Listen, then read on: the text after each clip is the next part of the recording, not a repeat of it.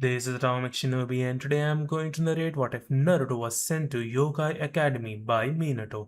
If you enjoyed this video, please like, share, and subscribe to this channel. And for more exclusive and spicy content, follow me on Patreon. Link is in the description below. Now, wasting no more time, let's start the story.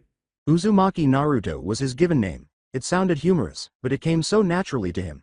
He laughed a little, since he was a joyful person. Even though he didn't understand why his father had instructed him to enroll in Youkai Academy this year, he knew it was a part of his father's scheme. He was going to be the oldest freshman there at 16, almost 17. He wasn't used to being around people his own age, so this would be an opportunity for him to make friends. It was going to be a bit of a change. Perhaps his lonesome lifestyle was about to come to an end? His golden, blonde hair shifted in the wind, with two bangs framing his angular face and the majority of it spiked back like those manga characters he had read about. Apparently that was cool, his too deep ocean. Blue eyes were somewhat separated by a few strands that broke formation, fell, and nestled along his nose.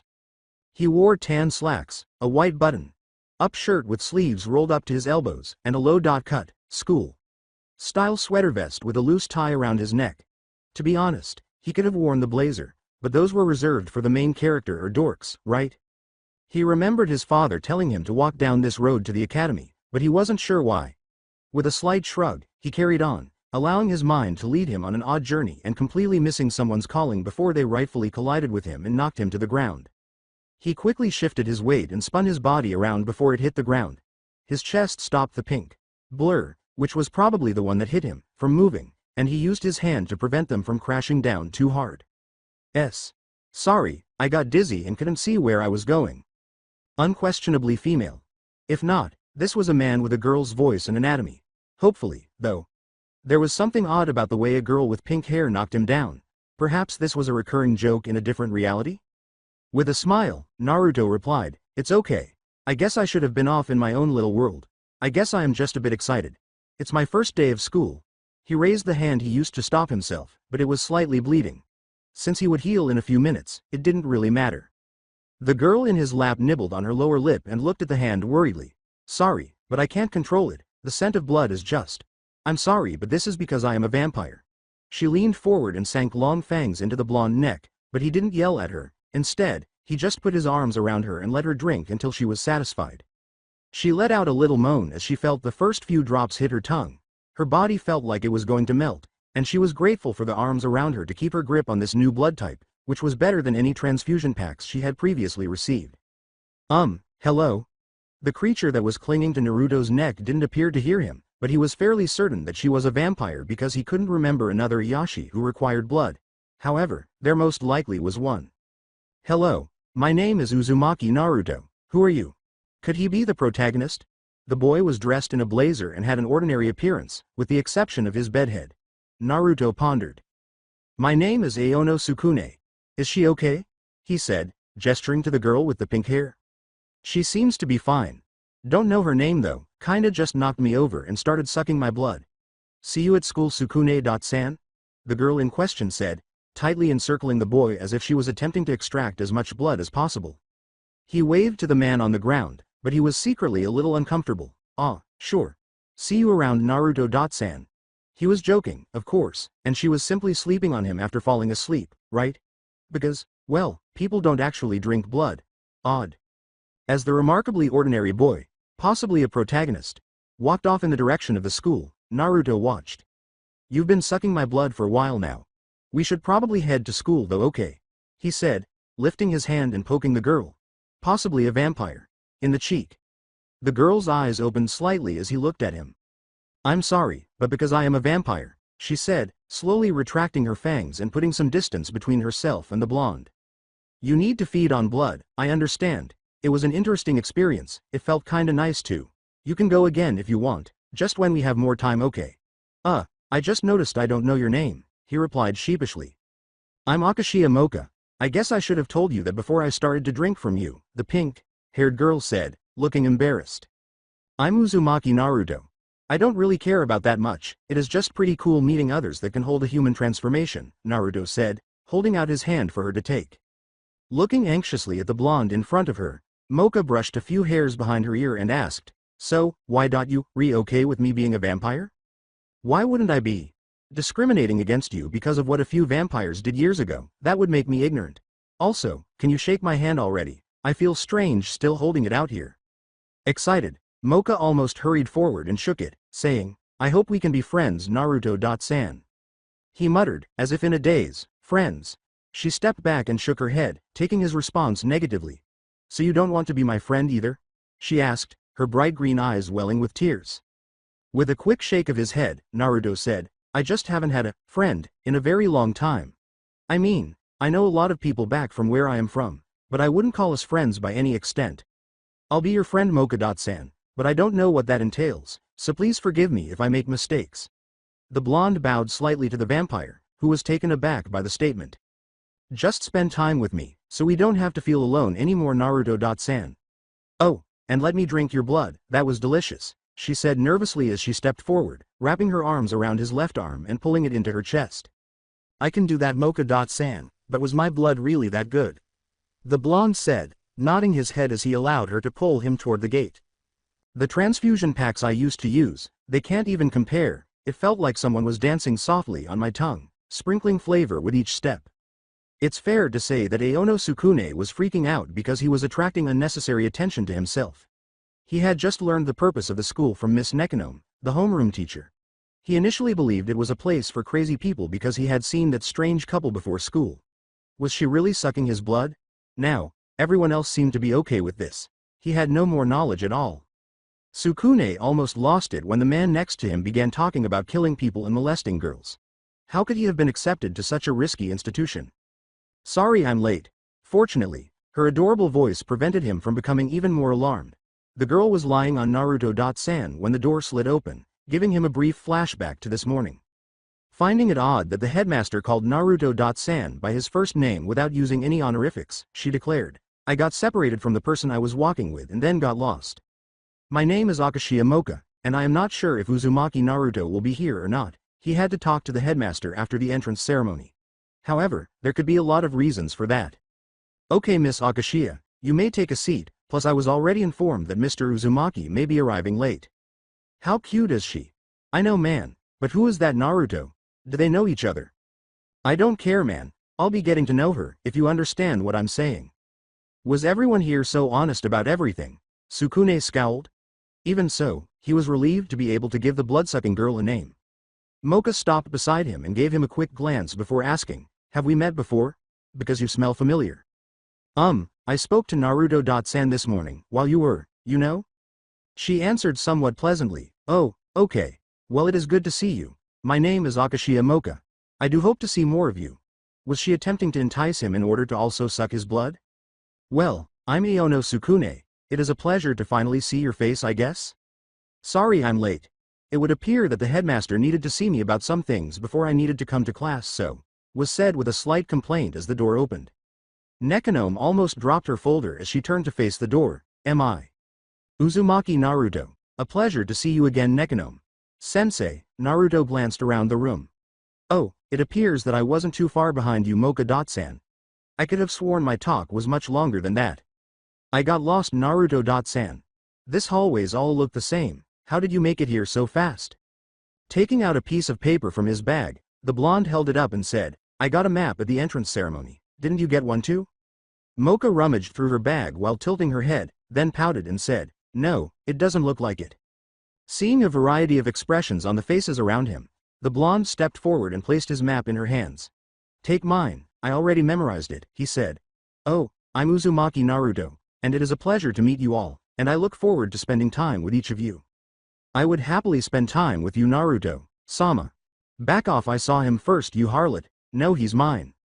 When some of the girls in the class began fighting, Naruto took a step back because he wasn't used to this. Hello Sukune-san. It is good to see that we are in the same homeroom. Would you like to have lunch together after class with Mocha-san and myself? He said to people he already knew because there were too many people staring at him. As long as I am not on the menu. As Mocha sheepishly scratched at her cheek, Naruto chuckled and said, no need to worry Sukune-san. Lunch is on me. I'd eat my lunch off of him.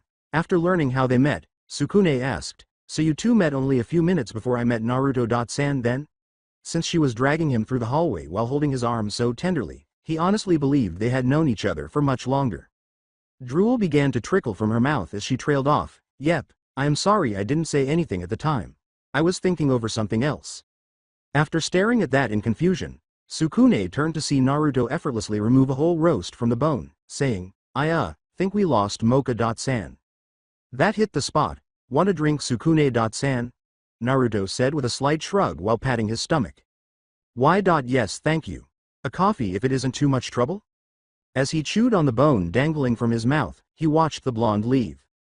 When Sukune turned to face Mocha-san again, he was pulled into the air and pressed up against a pillar. What the hell do you think you're doing, huh? Sukune exclaimed. Talking to Naruto-san and Mocha-san. Sukune stammered out, wondering how Mocha had not yet emerged from her daze. He could feel the arm around his neck tighten as he spoke, and if his recollection was accurate, this man's name was Saizo. Well, you and that Naruto had best stay away from Mocha. I'm going to make her mine. The only thing that seemed to startle him was what happened next. 1 second he thought his neck was going to break, and the next he was on the ground with a sore behind. Gah! Who the hell did that? He exclaimed as he noticed a bone sticking out of the arm that had been supporting him, resembling the one Naruto was chewing on before he left. A cold voice said, that'd be me, and extended a hand to Sukune. Here, let me help you up, Sukune-san. When he looked up, he saw Naruto, but he was different from before. His face appeared much colder, as if he had grown weary of the world. He looked much older than he actually was. He accepted the offered hand and was raised to his feet, saying, Thank you, Naruto-san. After giving Sukune the drinks, the brown-haired adolescent said, That's okay, but please hold on to our drinks. It would seem that I have to teach someone a lesson. And turned to face the vending machine. It was a long way away. Could someone travel that far so fast? What kind of monster was that blonde? With a sneer, Saizo took the bone from the blonde's arm and broke it in half, stabbing Naruto with it like a knife while the blonde raised a hand to stop him. That idiot, assuming he could just block it like it didn't exist. But as he saw the bone break on the blonde's open palm, his expression dimmed and became a little crazy. Hey, Saizo said, finding his hand in the blonde's grasp. Hello? Want me to give you a hand here? Saizo couldn't understand why the blonde would want to assist him. He nodded his head slowly and said, Okay. Then he heard a tearing sound as an arm was put in front of his eyes. Blood was still dripping from the end of it, but there was an odd hole in it, similar to the one he had from that bee. Then the pain struck, causing him to scream and waking Mocha from her daze. There's your hand back, touch my friend again, and I'll give you more than a hand, okay? He said. Okay. Go now. You're starting to stink up the place, okay? Saizo nodded rapidly as he picked up his arm and glanced down at his now detachable limb while glancing at the smiling blonde. Hi. The bully exclaimed, turning and running as quickly as his legs would allow him to reach the hospital. How could two monsters be so different? That strength shouldn't have been possible, especially since neither of them had changed. Sukune-san.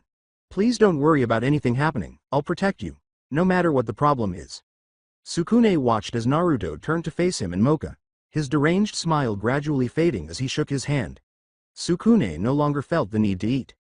That wasn't exactly what Sukune had been thinking about at the moment, so he spluttered, thank you. Mocha asked, surveying her surroundings before covering her nose, Did you have to make it so bloody, Naruto-san? It doesn't smell right. Naruto scowled and tilted his head to the side. Blood smells like blood, doesn't it? He asked, receiving a slight shake of the pinkette's head. Well, let's go then, no need to stick around here, is there? Naruto shrugged. As before, Mocha took Naruto's arm, pulled it to her chest, and took her drink from Sukune. She said, You got me tomato juice? To the boy after glancing at him inquisitively. It can be used instead of your regular source of nutrition, can't it? I just didn't think that it was common knowledge was all. Mocha said, nodding quickly. After scratching his cheek, Naruto said, It isn't, but my father has taught me pretty well. As they ascended a flight of stairs, Sukune asked, So what did the headmaster want to speak to you about already? Feeling that this was the ideal moment. Oh, he had a package for me from my parents. Super secret stuff and all that. The blonde said sheepishly as the roof door opened.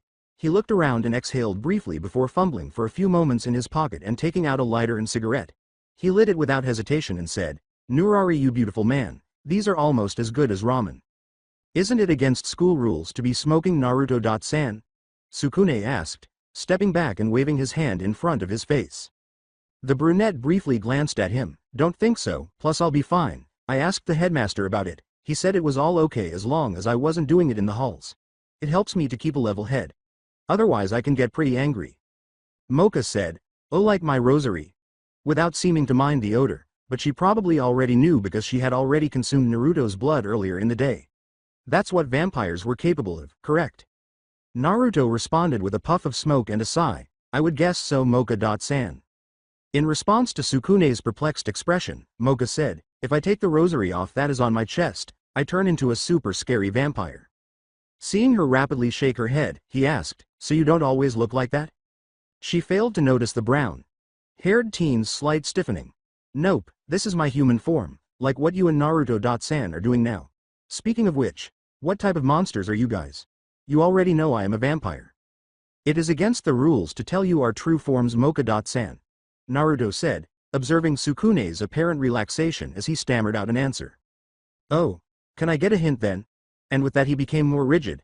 "I guess I can. Me and Sukune-san are unique. I think that there is only one or two like me in the world, and Sukune-san, it is rare to ever hear of one of his kind entering this school." Sukune thought, did Naruto know what he was? It had been previously stated that humans were uncommon at the school, so that would explain it, but how did Naruto know? "Oh, are you a Kyuubi no Yoko Naruto-san?" Mocha asked, poking her cheek as she tried to consider it. He replied, displaying his mind, but she wondered a little. If he wasn't a creature as rare as that, then just what was he? Nope. There are a few of those, mostly those Yoko that live long enough and train really hard are up at that level, though making it past 6 tails is really hard. After that it is just said to be time and dedication. To continue growing more. I can't think of a race that would fit Sukune-san, sorry. No, Mocha-san, it is okay. In fact it is pretty good, maybe I'll be able to keep it hidden. Naruto appeared to pound the idea around in his mind, saying, "I don't think you will be able to hide it forever, though, if it comes down to it, I'll have your back." He also said, "It is not difficult to figure out just what you are, Sukune-san. Or perhaps it was because I am able to see it so easily." A little laugh escaped his lips, but it wasn't malicious at all. Thank you. You're welcome." As Naruto extinguished his cigarette, the group fell into a relaxed silence.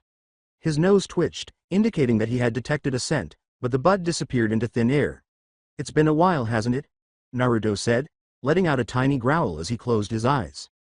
"I guess it has. You picked up on me faster than I thought you would, Naruto. Maybe I'm getting a little rusty with hiding." Was the small laugh that came from behind the stairs to the roof as Mocha and Sukune turned to face each other, thinking the blonde might be talking to them. As Naruto finished speaking, the two of them heard the gentle footsteps of a person approaching. "Or my skills have gotten sharper. Though it is hard to cover a scent like yours. Death. Such an ugly thing, yet your kind makes it look somewhat beautiful." Uchiha Sasuke. His raven hair was spiked back and resembled a duck's behind. His angular face was framed by 2 falling bangs as his flaming red eyes scanned his surroundings. He was dressed in a blazer rather than a sweater, just like Sukune. "Giving away my name like that pretty much gives them my race, though I can see why you changed yours. Using your original name would spoil any cover you had in the first place." He approached the group with grace and pride, wearing a thin chain with a pentagram-shaped pendant around his wrist. "Angel of Deal." Mocha followed, observing the boy's physique, but he only gave a slight headshake. "It is, fallen angel, though that is a common misconception. All angels deal in death, though my kind has made it an art form. You could call us angels of death, but that is wrong. Like I said before, every angel takes life. My race was just banished and decided to take it to the next level. Though, I am still sporting injuries from our last fight, Naruto." The boy continued, tracing a scar across his face before covering it once more. "Let him smoke. Otherwise he can get really out of hand." With a mocking tilt of his head, Naruto shot back, "Is that worry coming from you of all people, Sasuke?" "It could be, but I spoke to the headmaster when I found something odd in the school today. I mean, it was to be expected. Something like that wouldn't be able to hide from one that can read souls, right?" "Ah, so you know then." The blonde did not appear to react when the raven-haired boy taunted, "Hi. Sukune, it is pretty rare to see one of your kind here, though there is another. Second year. Or at least he was. Something is off with him, though you already noticed this, didn't you, Naruto?" "I was told about the situation. And I am to be on my best behavior, only releasing my true form is absolutely necessary," the brunette replied with composure. "Yeah, well it did take myself and Ni-san to bring you back last time, and that was only a partial release. You really do have anger issues, don't you?" said Sasuke with a little grunt of acknowledgement. Naruto said, never tried to hide it, with a slight shrug. So what brings you up here? He asked. Heard there was a blonde-haired guy called Naruto that a bunch of girls were fawning over. Figured I only knew one person that fit that description. Was a little shocked to hear that you were going to school. Though I guess now I can see why. Your father is a very smart man, Naruto. Sasuke was thinking out loud, grabbing a backpack item. Even though Ni-san gave me this to hand over to you, I still didn't think you would actually be here, let alone as a freshman. Naruto accepted the brown package from the fallen angel, pressing his lips together and saying, feels pretty heavy. Hi, but you know Ni-san. He wanted to make sure that you had plenty of them. Knowing you, you use them all as well. I don't like how Ni-san and your father always know what is going to happen before it does. Do you think that they work together to make our lives hell? Naruto chuckled lightly and said, maybe. Anyway, I'll see you around, Naruto and people that Naruto knows, Sasuke said as he stood up and tossed a hand into the air. His enormous black wings spread out from his back and launched him into the air, disappearing from view. So you know? Sukune asked, casting a questioning glance at Naruto. Yep. Oh, speaking of which, Naruto said as he opened the package and gave them each a bracelet, grinning slightly. The chain was heavy but fairly thin, and on the bottom was a locket that a key could access.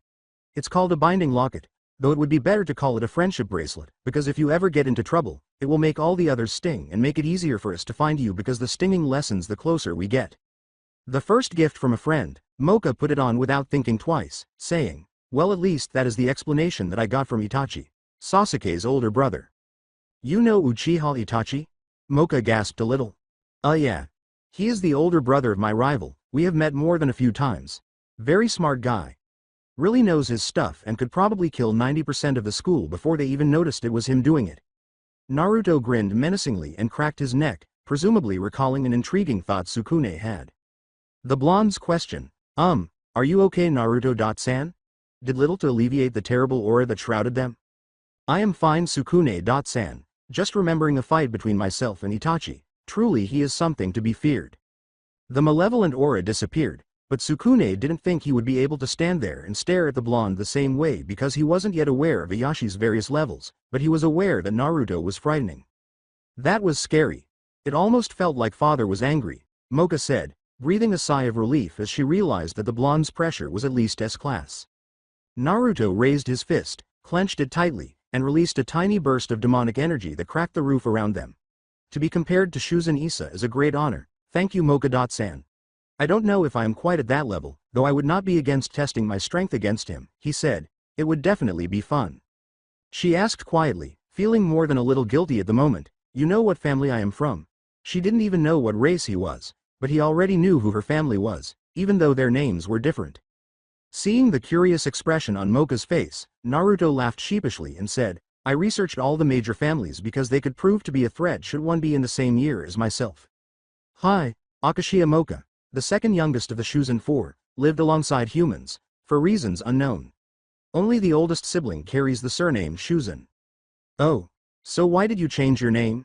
Sasuke-san said that you changed your name earlier because it would give away what you were, is that true? She asked with hesitation. Hi. My father is incredibly well known. So I use my mother's name. Well, my mother is well known as well, but no one knows her name, just what she is. So I get some safety from that. Because if I used my father's name, I might get to have assassins after me, and while that would be pretty fun, I think it would get boring rather quickly. Mocha was searching her mind for a solution. She was by no means stupid, but this seemed to be beyond her grasp. She frowned as she approached the blonde, closely examining his facial features. Normally, there would be something that would distinguish him from a human, but his transformation was flawless, and if she hadn't sensed his demonic energy moments earlier, she might have believed he was one. You hungry? Naruto asked, pulling down the collar of his top as he perceived this as something different. She asked him, are you sure? I mean, I took a fair amount earlier, as all of her thoughts on the subject disappeared. I heal quickly. Plus it is how you get the most of your nutrition, while tomato juice can be used to starve off your cravings for a little while, without proper blood. You will eventually attack someone to try to get rid of your cravings. I have no issue with you drinking from me, plus you seem to like it, that means no one gets hurt. As long as you ask first or I offer, that is. After all, I might be offended if you don't, it kinda gives off the impression that you think I might just be food. Sukune gave a slight shake of his head, didn't he essentially just state that he was fine with providing her with his primary food? So he didn't mind being food? Only to go on to say that if she thought of him as nothing more than food, he might feel offended. So can I have some? Mocha asked, appearing to nod in comprehension. She leaned forward and sunk her teeth into his neck, hearing the slight moan that came from her mouth as the blood landed on her tongue. Well, I did offer, Naruto said, pulling his top down a bit more. I still don't understand how it tastes so good. The blonde trailed, not even sensing the drain on his body. After observing the scene for a short time, Sukune concluded that it was a bit too upsetting for him, saying, I think I am going to check out the dorms. See you later, Sukune-san. Naruto waved. However, the teenager with the brown hair got up and left them without saying anything more. The headmaster wouldn't be happy about this. The normally laid-back blonde scowled as Naruto pulled down the note that was affixed to his door. Sukune had all but declared his departure, clenching his fist tightly. The voice across the hall asked, So you know what you have to do then, Naruto? Naruto turned to see Sasuke leaning against his door. I saw him put it up not too long ago. You should be able to catch him easy enough, Naruto said. Or you could have just stopped him the moment you saw. Not my job. I certainly don't want to help you any more than what is needed. Well, at least you're still an ass. If too many things change, I don't think I would be able to handle it around here, Naruto said after opening his door, tossing his bag inside, and locking it once more. However, he was compelled to lean to the side and flick his arm out to grab something thrown at him. And this is? He asked. The blonde appeared to be staring at them when the young Uchiha asked. Ni-san had them made for you. Seeing how much you like using your hands, it shouldn't be too much of a difference to your normal fighting style. Well, are you going to put them on? Sometimes Itachi's forethought scares me. So are these the same as those combat gloves I saw a few of your clan using when I was last there? Naruto asked, stretching out what appeared to be a plated pair of gloves before putting them on and watching as the plate appeared to spread into a thin veil before turning black and covering the glove. From what I can gather, pretty much, though they seem to be fueled on your emotion instead of your demonic power. That should be more useful to you, seeing as you wear that stupid limiter. Sasuke raised his hand to the side. Anyway, I have some reading to do. Try not to come back covered in blood, it is distracting. With a grim grin on his face, Naruto clenched his fists and said, I am going to enjoy this. As your rival, I need to know if you are ever in trouble. It would mean that there is someone that I would have to look out for, Naruto said, glancing at the raven-haired teen in question as he raised a hand to reveal the same bracelet that he had given Mocha and Sukune, which was also the same as the one around his own wrist. Sasuke saw his friend with blonde hair turn around and leave, dragging along the floor and tearing up the dorm floors with long black claws that protruded from his fingers due to the glove. It seems like the smiling devil is back. Was it really wise to give him such a tool, Ni-san? He said, shaking his head lightly as he saw groups of teenagers dart aside to avoid the ecstatic blonde. As he strolled along the path leading to the school's exit, Naruto relished the sensation in his body. But when he noticed Mocha standing there, everything seemed to stop. She had a shocked and hurt expression on her face. You knew, didn't you? She asked as she saw Naruto approaching her with big claws trailing behind him. That's why you were being so secretive about it. How could you lie to me about this? I thought we were friends. The claws gradually began to fade back into gloves. Naruto said, It is the duty of a friend to protect. I do not know if Sukune-san sees me as his friend, though I would like to think that I see him as one. Therefore, it was important to keep his secret lest he become hurt from the fallout. He sounded composed and emotionless, as if he were a puppet on strings. Her eyes narrowed as Naruto continued to walk forward, stopping directly beside her. He is a human. I hate humans. They are vicious creatures that don't care about anything other than themselves. Did you know I went to a human school before this? Everyone there thought I was a freak and ignored me. I felt like I didn't even matter. I hate them, the woman expressed indignantly. There is good and bad in everyone, Mocha-san. It is just which side is most often shown that we tend to link towards their personality. If you were to judge an entire race on the actions of a few, then why should it matter if they did the same? Vampires are thought to be evil, blood-sucking creatures, he said in a barely audible whisper. If I was to use the same method you just used, in your hatred towards humans, then I would have to say that I hate vampires. Let go of me, Mocha growled, unable to believe what he had just said. Her fists clenched as she turned to move, but she was stopped in her tracks when his hand grabbed hers. Let me finish. Despite the anger that Mocha was feeling, he remained as composed as when he began to speak. I said if I was to use the same method. I do not. I believe everyone should be given a chance. Good can come in many forms, Mocha-san. But if you push everyone away because some of their kind was bad, you will never find it. He took a deep breath. I believe that at some point in time, humans and Ayashi will be able to live next to one another, without any fear of what will happen. That is the goal of this academy, but with your attitude, you have already failed. I would still like to think of us as friends Mocha-san, along with Sukune-san, thus I am going to stop him from making a mistake. I hope you can understand and not look down on me for this. I do care about you both, Mocha-san, and I promise I won't let you be alone again if you will let me, but allow me to stop Sukune-san. I want to be his friend too, because like you, I have felt alone for such a long time, he said as he released her wrist and headed into the shadowy forest. Mocha tried to grab him, but he took off quickly through the forest. Glancing back at the gate, she considered simply going to bed, which would make things much easier. However, she was afraid Naruto would think less of her for simply leaving them alone, so she bit her lip and began to follow his trail, which was made easier by the deep bark chunks that were missing from the trees. With a deranged smile etched on his normally happy face and long black claws extending from his hands, Sukune slowly took in the form in front of him. Maybe it is just for the best that I leave. Sukune looked at the bus parking lot and watched as a blur flew past him, dragging a large trench through the ground. You weren't thinking of bailing, were you, Sukune-san? He asked, his glowing icy blue eyes looming over his form, giving the young human the impression that his blood had frozen solid. He looked like the monster he claimed to be. Friends don't run when things get tough, Sukune-san. We grit our teeth and push forward, growing stronger with every step. What you're doing goes against everything that I know about being friends. I guess I only have one question, Sukune-san. Are we friends? I am not sure, Naruto-san. I don't think Mocha-san and myself will ever be able to see eye to eye, and I am not suited to being here. Though I was thankful for how you protected me, despite knowing what I was, he said, thinking that the next words that came out of his mouth would have a lot of meaning. Those long claws tore up the ground without any problems, and tearing through a human body couldn't be much more difficult. I'm not going to kill you. I think we could be friends, Sukune, and I want you to stay here with us, Naruto said, lifting up his hands as Sukune opened his eyes and wriggling his fingers. They were those long claws that I was using. I will just need to pay Itachi for another pair. Although those run on emotion, so maybe he thought that I was going to give them to you. But how the hell would he know that there was a human here? You did say that he was incredibly smart and always seemed to know what was happening. What makes you think that I will be able to use them though? Aren't they some kind of artifact? Like I said, those gloves will feed on your emotions. The more powerful you feel for something, the stronger that the weapon that the glove turned into will become, Naruto said, narrowing his eyes at the teenager and grunting slightly. The human looked at the gloves as he picked them up and held them tenderly, asking, so it isn't always claws? They are a very expensive item of the Uchiha clan. My true form is a mindless beast that wants to tear the world in half. That is why my symbol is claws. Sasuke, his is a chain, to control the beast. Each person has purpose, a reason for why they live. One could say that your purpose in life was to come to the academy and receive those gloves from me. But what comes next?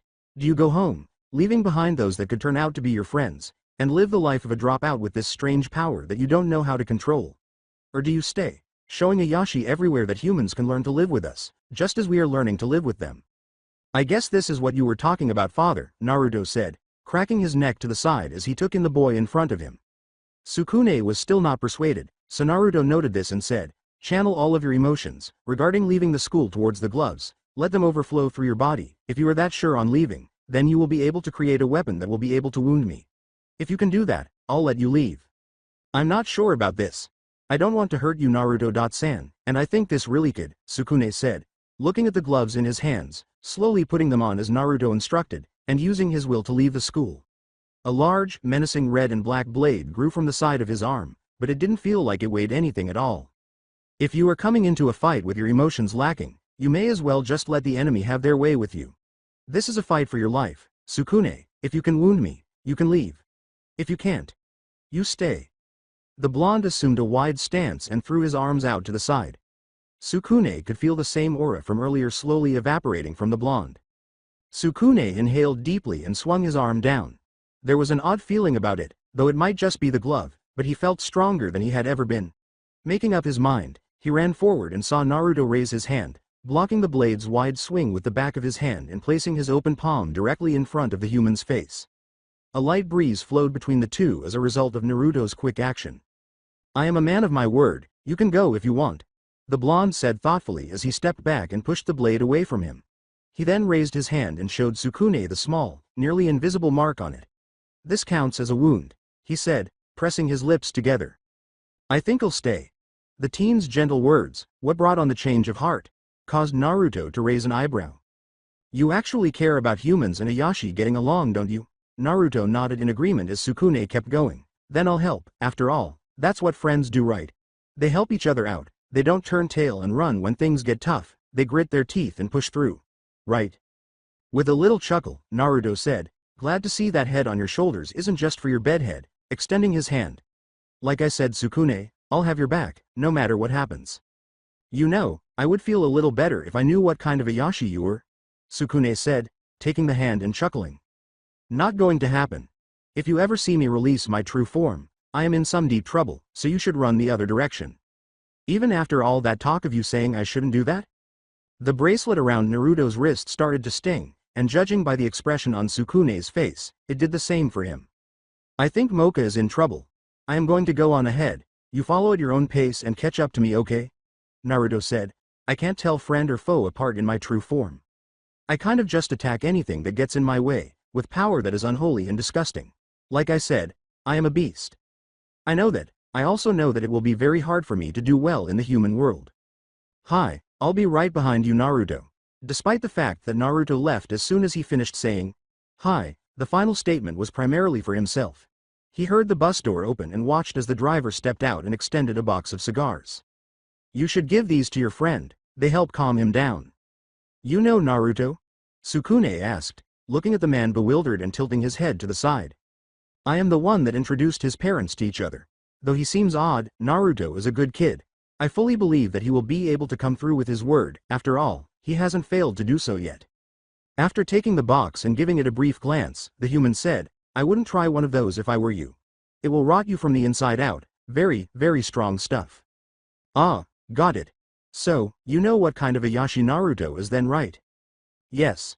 But I'm not allowed to say, his dad told me not to, not until he revealed his true form anyway. So Naruto's dad has pull, even here? Oh, you have no idea, boy. Mocha was understandably terrified at the moment because Saizo, the frightening man with the unusual hairstyle from earlier in the day, had ambushed her in the forest when she began to follow Naruto's trail. She had managed to avoid a good number of his blows, but his final one came dangerously close and tore off the front of her clothes, which did not sit well with her. Oh, I am going to enjoy making you mine, Akashiya Mocha. Just think of all the fun we will have together, he said, standing above her in his true form and gazing down at her with lustful eyes. Naruto. Since that's what villains do. Saizo extended his hand and let it hover there for a brief moment to add dramatic effect. She couldn't fight if she was knocked out after all before it crashed down on her body.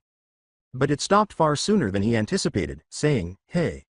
For the outcast, time seemed to stop in that moment. Why don't you? He said, his eyes widening as he attempted to back away. Yeah. So, you need a hand? No, I'm good, thank you. With a deranged expression, Naruto cocked his head to the side and said, I can see, you healed up pretty quickly, though I thought you would have learned your lesson. Want me to teach you again? His mouth slightly opened. Naruto, you came back for me. Course I did, Mocha. I couldn't just leave you here now, could I? Who knows what kind of creeps you could run into in a forest in the middle of the night. Ain't that right, Saizo? Why? Yeah, that's right. It seems you understand. Okay. Well, you can go now, I guess. Naruto smiled happily, not crazily as before, and turned to face Mocha. He began removing his vest and top, which caused the girl to look really perplexed until her eyes widened when she saw the chain wrapped tightly around his chest. How hadn't she felt that in the morning? Naruto. Why you are stripping? Your clothing is damaged, and your underwear is showing, so I am giving you my shirt so you can cover up. That isn't an issue, is it? She nearly felt like hitting the blonde for observing her in such a state, but she looked up to see his eyes fixed on her face and never moving. Why, you didn't look right, she said. Nope, if you were doing it by choice, I would th. A bright flash of light and an explosion of demonic energy followed, but before he could finish, a large fist that neither of them saw crashed down on the back of the blonde's head, sending him flying forward. A girl who somewhat resembled Akashiya Mocha stood there, her breasts and back larger, with long silver hair and piercing red eyes, when Saizo covered his eyes to protect them from the dust that flew up into the air. To think you would be the one to remove my rosary, she said, glancing at Naruto's prone form, which seemed to have been rendered unconscious by the previous blow. Well, now that I am here, do you still want me, Saizo? She asked. Versus V. Vampire. Why are you a vampire? Because I was born one. To think I was brought out for such a low class of monster. Mocha walked forward with a slight sway in her hips and stood before the man who towered over her with narrow eyes. She spun on her back foot and delivered a roundhouse kick that struck the outcast's ribs, sending him flying through the forest and toward the school entrance. Know your place. After a few moments of surveying the area to make sure the threat had passed, Mocha approached the prone blonde and picked up the shirt from the floor beside him. I know you are awake, Naruto. And yes, I remember who you are, Mocha said. Just let me know when you're finished changing, because this is quite uncomfortable. Naruto kept facing the ground, somewhat relieved that Mocha was speaking in code because you never knew when someone was listening in. Although Naruto was accustomed to her harsh tone, she asked, have you grown weaker since we last met? Or are you simply refusing to show your full scale of abilities? So you would rather me become mindless again? You gave up? No. Then I believe you can do it. After all, not many get praised by my father for their willpower. What are you doing? Naruto asked, turning his head to the side as she slowly slid down beside him. Mocha? He asked as he heard her moving around and was about to push himself up when she fell onto his back. It has been so long since I tasted you, she said, tracing her lips with her tongue. Reliving it through the memories of the outer Mocha, I feel like I am being cheated on. Well, I haven't gone back on my promise. Whether it is your new, outer self or you, the inner Mocha, is the only one that has drunk my blood, she said, leaning in close and letting out a trembling breath while pressing her breasts against his back. What are you waiting for, Mocha? He asked, feeling her breath on his neck. After a few seconds, Naruto had to suppress a laugh, since she would never ask if she could. You can drink if you want. She sank her fangs deep into his skin, and he thought it was much gentler than the other Mocha. The inner felt soft, and the outer felt hurried, as if she was taking her time and enjoying every drop. Her moaning made his pants tight, and her other actions did nothing to help, as he could feel a wet patch on his back that was steadily growing from where her hips were grinding. As her legs appeared to tighten around his waist, she would occasionally connect with his chain, making sure to spend a little extra time there. As she practically fell on his body, he felt her body stiffen for a moment before she let out a long moan and his back became extremely wet from her actions. I forgot how good you taste, she said breathlessly, bending slightly to nibble on his ear. You haven't let anyone else touch you like this, correct? She asked. After my stay with your family, I then went and lived with the Uchihas for a little bit, before returning home and living with my mother. All of that was training, so no, I haven't let anyone touch me like this. Why? Because you are mine. Her voice sounded as if she were discussing the weather, and there was no room for debate. Nevertheless, she had always said, I'll kill anyone that tries to take you from me, and she leaned up once more to plant a kiss on the side of his lips. This kiss was more of a declaration than anything else, and she said, I will not settle for anything less than your ma. Her words were interrupted when she found herself on her back with Naruto straddling her waist, his smile gone as he gazed down at her with hungry eyes, her hands above her head, and she felt helpless.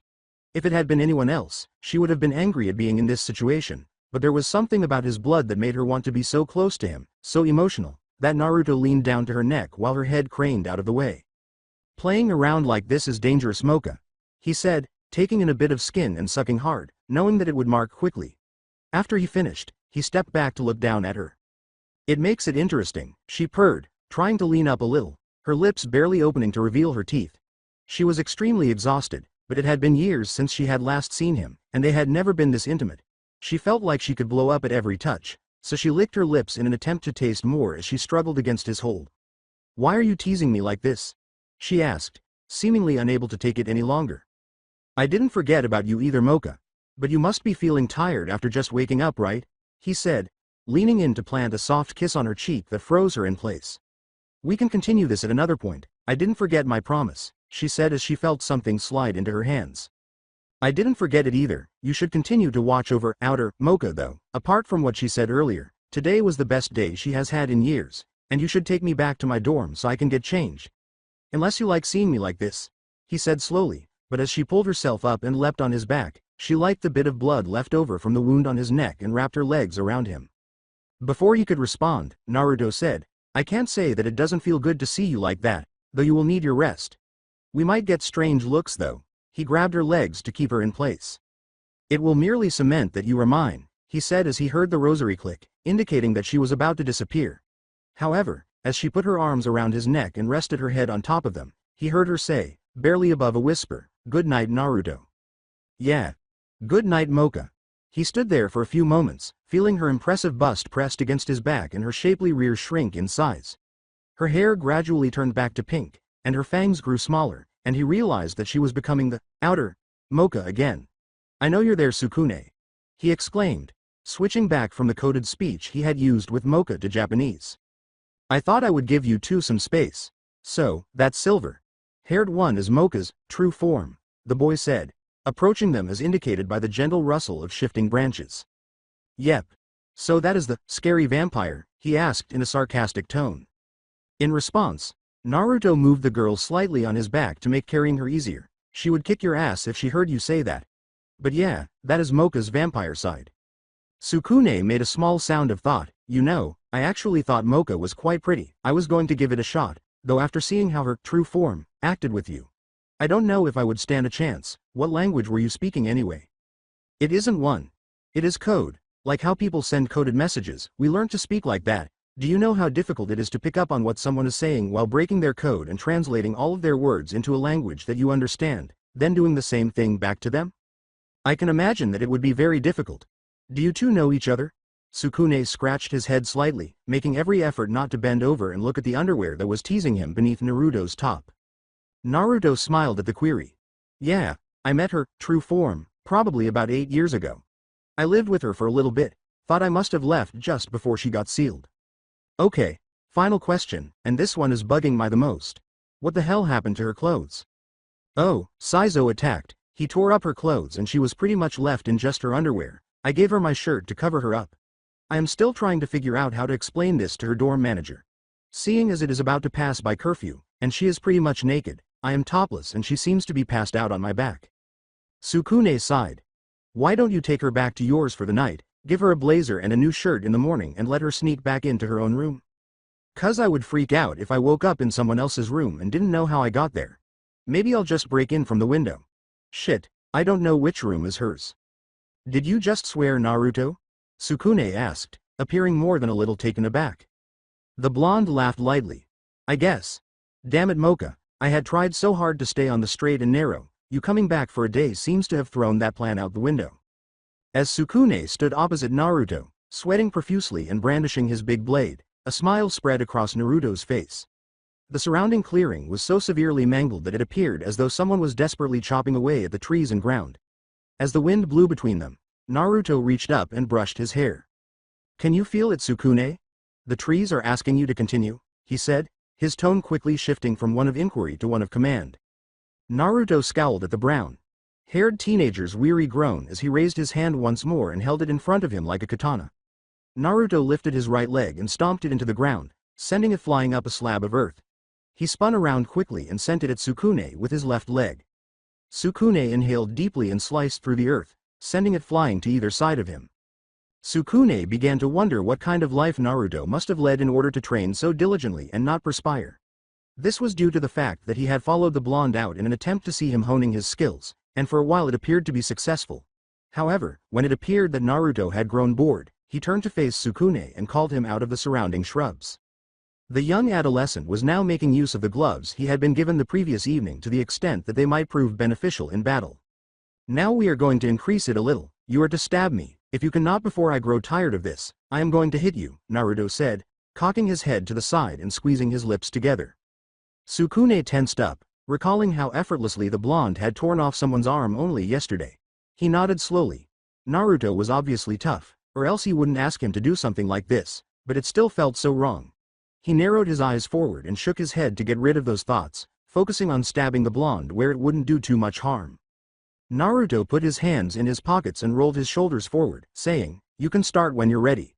Sukune would assume that the blonde was making fun of him if it were someone else, but he wouldn't even consider the possibility that Naruto needed his hands to defeat him after witnessing him earlier toss boulders with those legs. Naruto, twisted on his back foot, leapt forward and appeared beside Sukune, who widened his eyes in surprise. He took a step away from the risen leg and swung out with his blade, only to see the blonde change the direction of his leg in midair, crashing it against the blade and sending Sukune landing on the ground. In an attempt to calm his pounding heart, he stood up once more and asked, "I thought I had until you got bored of this until you were going to attack?" Sukune leapt to the side and stood to Naruto's open side, thrusting forward as the blonde impossibly twisted his body and kicked his weapon to the side with the foot that had been planted on the ground. No, I just said that I was going to hit you if I got bored. Not that I wouldn't if I wasn't. Now dodge. Naruto appeared in front of him, his foot already raised to strike. Sukune gazed at the blonde, shook his head, blinked a few times, and then looked at him once more. With a blank expression on his face, Naruto stood sideways in the air. That is just impossible. I don't even care what kind of monster you are, he said, pointing at Naruto with his still, normal hand. That defies the laws of the universe. I know, how can you stand on the side like that? Shouldn't you be falling off the earth? Are you seriously trying to make a joke about this? Is it working? No, after giving his response some thought, Naruto said, then I guess I am not trying to make a joke? B. But you're standing in air. The blonde said in a positive tone, yep. How? Sukune asked, shaking his head to the side. With a straight face, the blonde gave a straightforward response, magic. No, I am not accepting that. Magic isn't real. Laughing at the teenager, Naruto said, tell that to witches. Witches aren't real. Tell that to witches. No. This isn't real. Sukune shook his head as he watched Naruto take a cigarette out of his pocket and light it with a tiny flame that traveled sideways rather than upward. Totally real, Naruto said, pausing for a second before grinning, like witches. Witches aren't real. So you accept vampires, the fact that I am some superdemon, and that Sasuke is an angel. But witches, like the most simple of monsters, can't be real? Naruto said with a sideways head tilt. After a few moments of blank staring at the blonde, Sukune shrugged and said, when you put it like that, I guess they could be real. After nodding, the blonde fell to the ground and stood up as if nothing had happened. Then, he approached Sukune and struck him in the face, causing the brown-haired adolescent to fall like a bag of flour. You probably should have dodged that, he said, glancing at the boy for a while before realizing he was not receiving a reaction. Oh, you knocked yourself out. Quite the defensive technique. Mocha's face was flushed as she looked around. Her blonde friend played a major role in her shady dream from last night. However, neither of them appeared shocked by it. She had a nice dinner the night before and even better sleep, so when she woke up, she felt really good. Did she eat dinner last night? Now that she thought about it, second, how did she return to her apartment after leaving the dream? Naruto gave her his vest in the dream, though. But wouldn't that help to explain why she discovered it in her room? However, the shirt was staying. She could simply claim to have lost it. His vest was gently tossed over her arms while she held her purse up, which also partially explained why she was waiting for him at the gates. She heard someone screaming, followed by the sound of chains rattling and something fluttering, and her head snapped up into the sky. She had seen the body of a topless blonde with a chained chest land in front of her last night, and Sukune appeared to be doing everything he could to avoid vomiting. As he laughed at the teen's appearance, the blonde knocked Sukune to the ground. The teen glared back, saying, we are never traveling like that again, Naruto-san. Then don't pass out again while we're training, the blonde said, picking Sukune off the ground and putting him upright. Naruto stretched his body out, feeling some of his joints snap back into place after his abrupt stop. To the dismay of some of the fans who had gathered when he landed, he reached into his back pocket, took out his shirt, threw it over his shoulder, and buttoned it. Technically, he wasn't on school property yet because he was standing in front of the school gate. He took a silver case out of his pocket and opened it to reveal a long row of cigarettes. He swiftly flicked his fingers in front of it, igniting a flame, and then took a big puff of smoke in his mouth. Mocha shifted on her feet and asked nervously, Naruto-san? The blonde turned to face her and grinned broadly. Hey Mocha. What's up? I found this in my room this morning and it smells like you do. I guess I am trying to return it, the pinkette said, glancing down at the vest she was holding before turning back to face him. After giving her a brief glance, Naruto recalled leaving her in his clothes. Thanks for returning it to me, Mocha. Felt kinda strange without it, he said with a smile as he took it from her. He immediately put it over his head and gave her a thumbs up. Oh, are you hungry? He asked, offering his neck, but she quickly stiffened and shook her head. No, I think I'm good for the moment, she exclaimed as she hurriedly left. As Sukune appeared to acclimate to his new environment and discover that they were at the school, the blonde dismissed it as odd, saying, even though that was much faster than walking. We are still never doing that again, Naruto-san. My legs feel like jelly. Naruto blew out a plume of smoke after running a hand through his hair, saying, that wasn't meant to happen. You didn't even do any of the running? He asked. Oh no, I was trying to run, I was trying to run as fast as I could, hoping that it would somehow allow me to break free and fall to the ground. Naruto asked, a little perplexed by the young adolescent. You wanted to fall? Why didn't you just ask me to drop you then? The blonde backed up slightly in surprise as Sukune yelled, I did. But you told me that we were going to be late if you did that. Shortly after Sukune finished speaking, the bell rang, prompting Naruto to gesture in the direction of the school. How right was I? You wanted to walk. Now hurry up and get to class. I'll be up on the roof afterwards if you guys need me. I have some people to talk to. The blonde grinned at the two as he began to enter the school grounds, making his way directly to the building before scaling the wall. Do we really still have no leads on what kind of Ayakashihei is? The pinkhead asked quietly, leaving Mocha and Sukune even more perplexed than when the day began. Sukune did go back to the night before. I only know people who know what he is, that being that Sasuke guy and the bus driver. Also that he can defy the laws of gravity. Earlier this morning he was standing sideways in the air. However, Mocha chuckled and said, don't be silly, Sukune, that's impossible. The man with the brown hair laughed uneasily. Yeah, that's what I thought too. Their conversation appeared to stall, but then a strange-looking man with silver hair and a mask covering the lower half of his face showed up. He was wearing what appeared to be an extremely costly suit. Even though his hair defied gravity, or perhaps it was the eye patch. They weren't entirely sure. He dug into his pocket and took out a picture. When they saw it, their eyes widened. It was of Naruto, albeit with a slightly different appearance. His fangs were longer and more noticeable, but it was the hair that got them, and his eyes were slitted and sharper. I am looking for this man. Have you two seen him? The silver-haired man said as he approached them and held up the picture, which had tiny red streaks in it. Since they had never seen Naruto look that way, they could simply say no. She didn't know what the rosario around her neck was doing, even though it was heating up. I'm not sure, sir, she replied, feeling that something wasn't quite right. After squinting at her, the man sniffed the air and said, so, I am going to ask you again, considering I can smell him all over you, little girl. I'm not sure I should be talking to you about him, sir. Mocha tried to reason as her face flushed and she stiffened at the remark. Mocha wasn't sure if he was smiling as he said, it is nice to see that he has people that would try to defend him. Though Naruto's mother told me to check up on him, it is really best that I do this, otherwise she could become irritated, and just believe me on this one. None of you want that.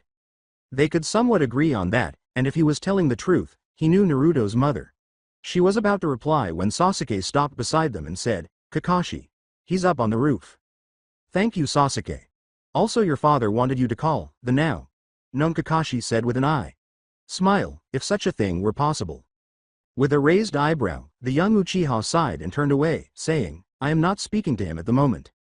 Your mother thought that was the case. She asked if you could, for her sake. She wants to speak to you herself, Kakashi said, stroking his hair before letting out a sigh. Sasuke growled, fine. I'll do it for Ka-san, and then strode off toward the school grounds. He was already late enough. Kakashi asked the two pupils who were still standing, shouldn't you two be in class? After exchanging glances, they nodded and dashed into the school. After every student had entered the building, Kakashi sighed with exhaustion as he looked up at the roof. He then bent his knees and made a huge leap, landing with his feet tapping softly. I take it you heard all of that? He asked, noticing the man he was searching for grinning broadly as he looked around the roof. The blonde said, of course I did, before exhaling a long cloud of smoke. I picked this area for that very reason, he said, pulling an envelope out of his pocket and holding it out. This is for Ka-chan. It's what she is looking for. He leaned against the rooftop metal fence and said wearily, have I simply become an errand boy for you and Sasuke? I'm pretty sure you're the one that signed up for it, Kakashi, though you could always ask Ka-chan about the situation if you want, Naruto said, raising an eyebrow without exerting any further effort to move. He groaned, his silver hair still defying gravity, and as he searched inside his suit fur and took out an orange book, he said, I think I'll be fine. Despite her lack of interest in it, the blonde shrugged and said, I thought you already read that bundle of smut? The new book is coming out soon, so I just wanted to refresh myself. How soon is soon? Oh, sometime in the next 5 or 6 years. Mocha was perplexed. Sukune was acting strangely, but he never showed up for class. He had been called away by someone on their way, and he had promised to catch up. Standing very close to this girl with blue hair who was saying strange things about how her beauty was taking over the school and how Mocha's natural beauty had somehow gotten in the way. Then he began saying strange things, such as how he would never be able to be friends with someone who only used people for food. Mocha had stammered in an attempt to come up with a response to that, but she had come up empty-handed and fled, hiding on the school grounds. "He's being controlled, you know," she said, pulling her legs up to conceal the tiny tears that were starting to well up in the corners of her eyes. "Down here," followed the voice, causing her to glance down at the rosary around her neck. Startled by the abrupt voice, her head shot up and she looked around, but no one was there. "Why? You can talk. Due to certain events, I have been much more awake, but really that human, he is in trouble. That woman was a succubus. Their kiss isn't that toxic to an Ayakashi like us or Naruto. In fact, I don't think that even their most powerful illusion would really affect us, but to a human it could be incredibly dangerous." When the cross said, "You know kind of Ayakashi Naruto-san is," Mocha scowled. The rosary said confidently, "You know what he is, deep down you do. But enough of that. Naruto seems to have taken an interest in this human, so let's at least not let him die when we could avoid it," which worried Mocha a little. "I'll do my best, but isn't Naruto-san the one that can remove the rosary?" she said, nodding as she stood up. "Tch. What about the honor of being a vampire? Have you really become so dependent on someone after a single day, Mocha?" "I'll figure it out when we get there. Where are they?" she said slowly, clenching her fists and shaking her head. "The nurse's office, at least that is where the scent of human is the strongest." Mocha set out to locate the nurse's office with her objective in mind. Actually, it was very simple to locate because there were big arrows pointing in its direction. Did the pupils here sustain injuries frequently? Yes, they did, based on what she had observed thus far. Perhaps it was the other way around and she didn't need to worry, but when she kicked open the office door, she saw the succubus attempting to push herself on Sukune. "Sukune-san, do you need help?" As he ran forward, Mocha used some of her super strength to push the succubus off of Sukune and carry her out of the nearby window, causing his eyes to widen and his head to nod frantically into the chest that was almost suffocating the male.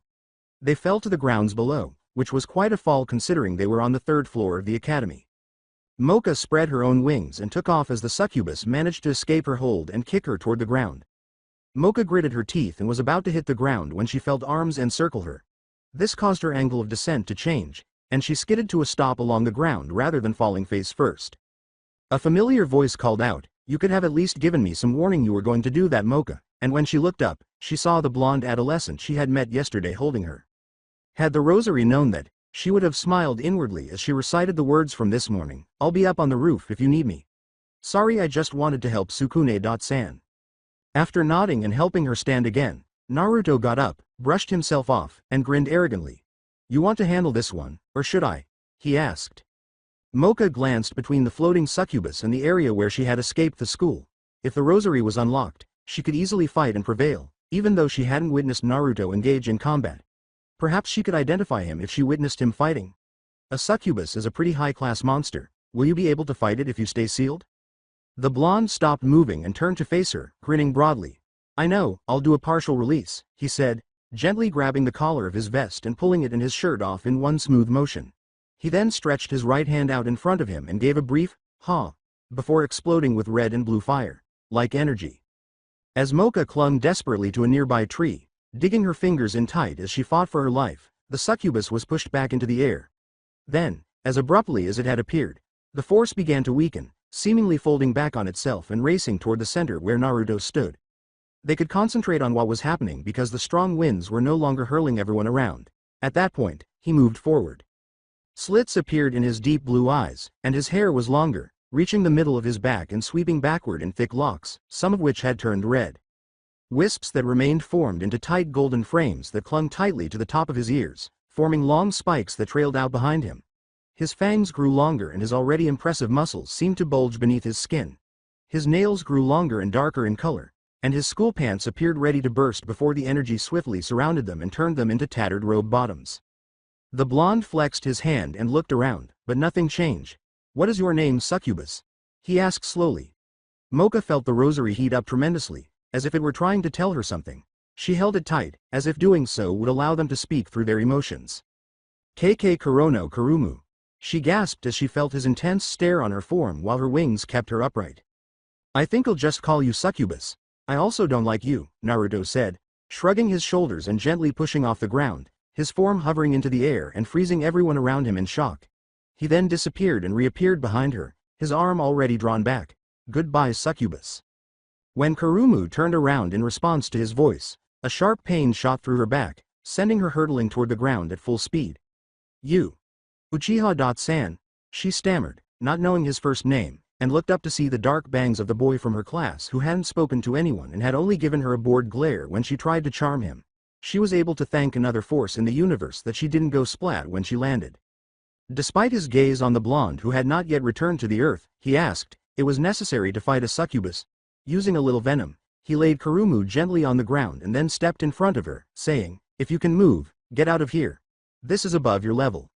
She was extremely offended by that, but after taking a step and almost collapsing due to the damage from a single blow, she realized that fighting the enigmatic blonde might have been futile. He was now extending his legs with his movements, launching limber kicks and fast punches that Kurumu knew could cause a lot of pain. Sasuke said, what level are you at? As he released a flaming chain from the inside of his shirt and grew huge wings from his back. Blood, now let me stretch. Sasuke. Do you know how many years it had been since I have released at all?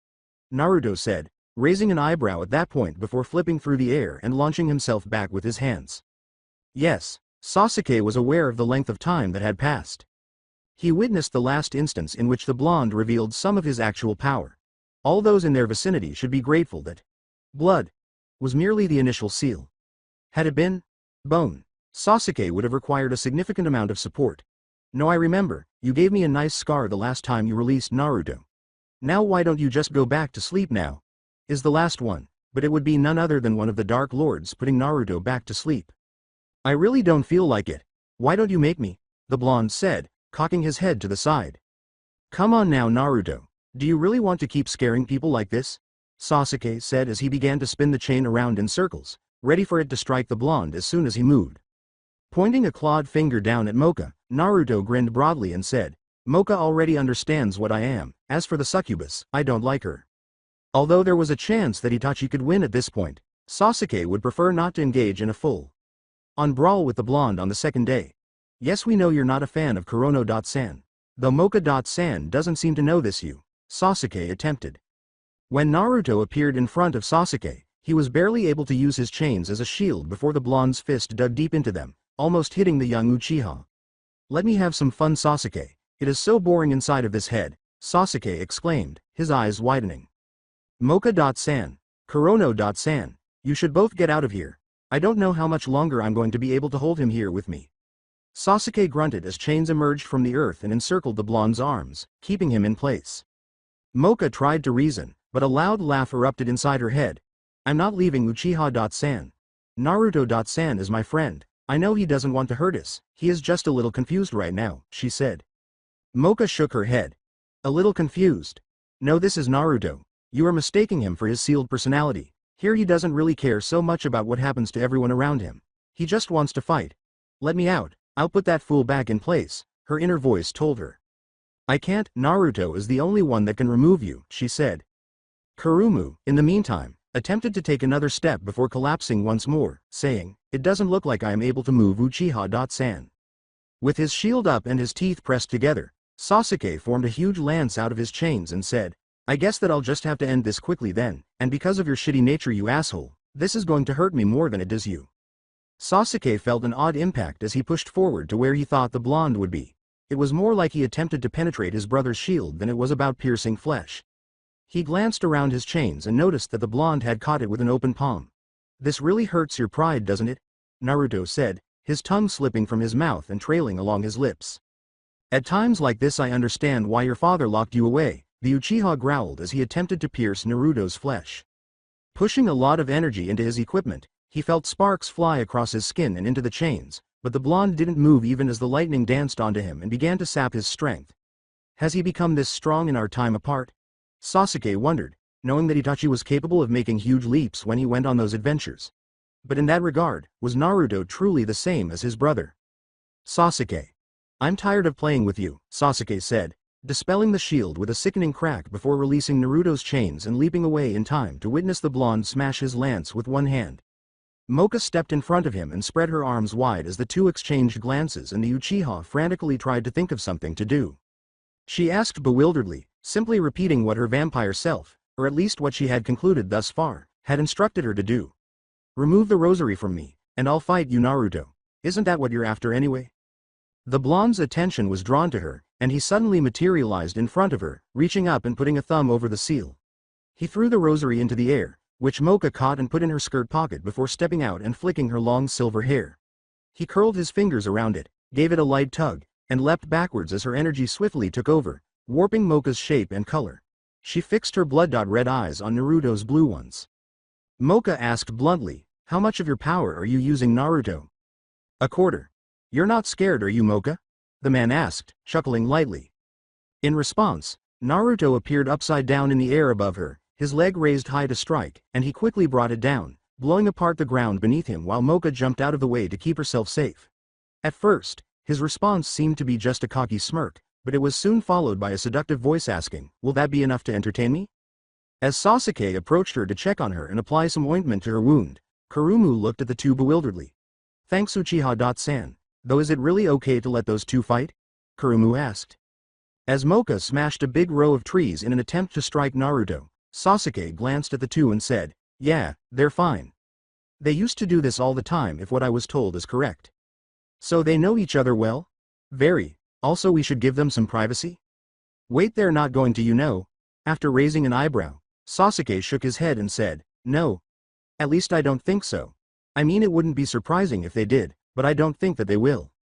"I'm not really sure I want to leave anymore," Kurumu sighed. "Fine, Kurono-san, but just so you know, I am an S rank, yet I am not a match for either of those two out there. They're way above the normal ranking, plus I am sure you in your weakened condition will be able to run away from them when they catch you peeping on them," Sasuke growled as he turned his back on the. "You mean if right?" With a hand raised to his temple, Sasuke said, "I know what Naruto is, you'll be caught in a second. He could have ended you with that punch. I think it was just a warning." "A warning?" "Yeah, like stay away from Sukune, or change your act. Let's just get you to the nurse's office and away from the super monsters," Sasuke said, pulling her close to his chest while carrying her in a bridal manner. "Remove the thought from your head. I don't let anyone ride on my back. I'm not some kind of animal." Mocha and Naruto were left standing across from each other in a now demolished clearing as the two took off.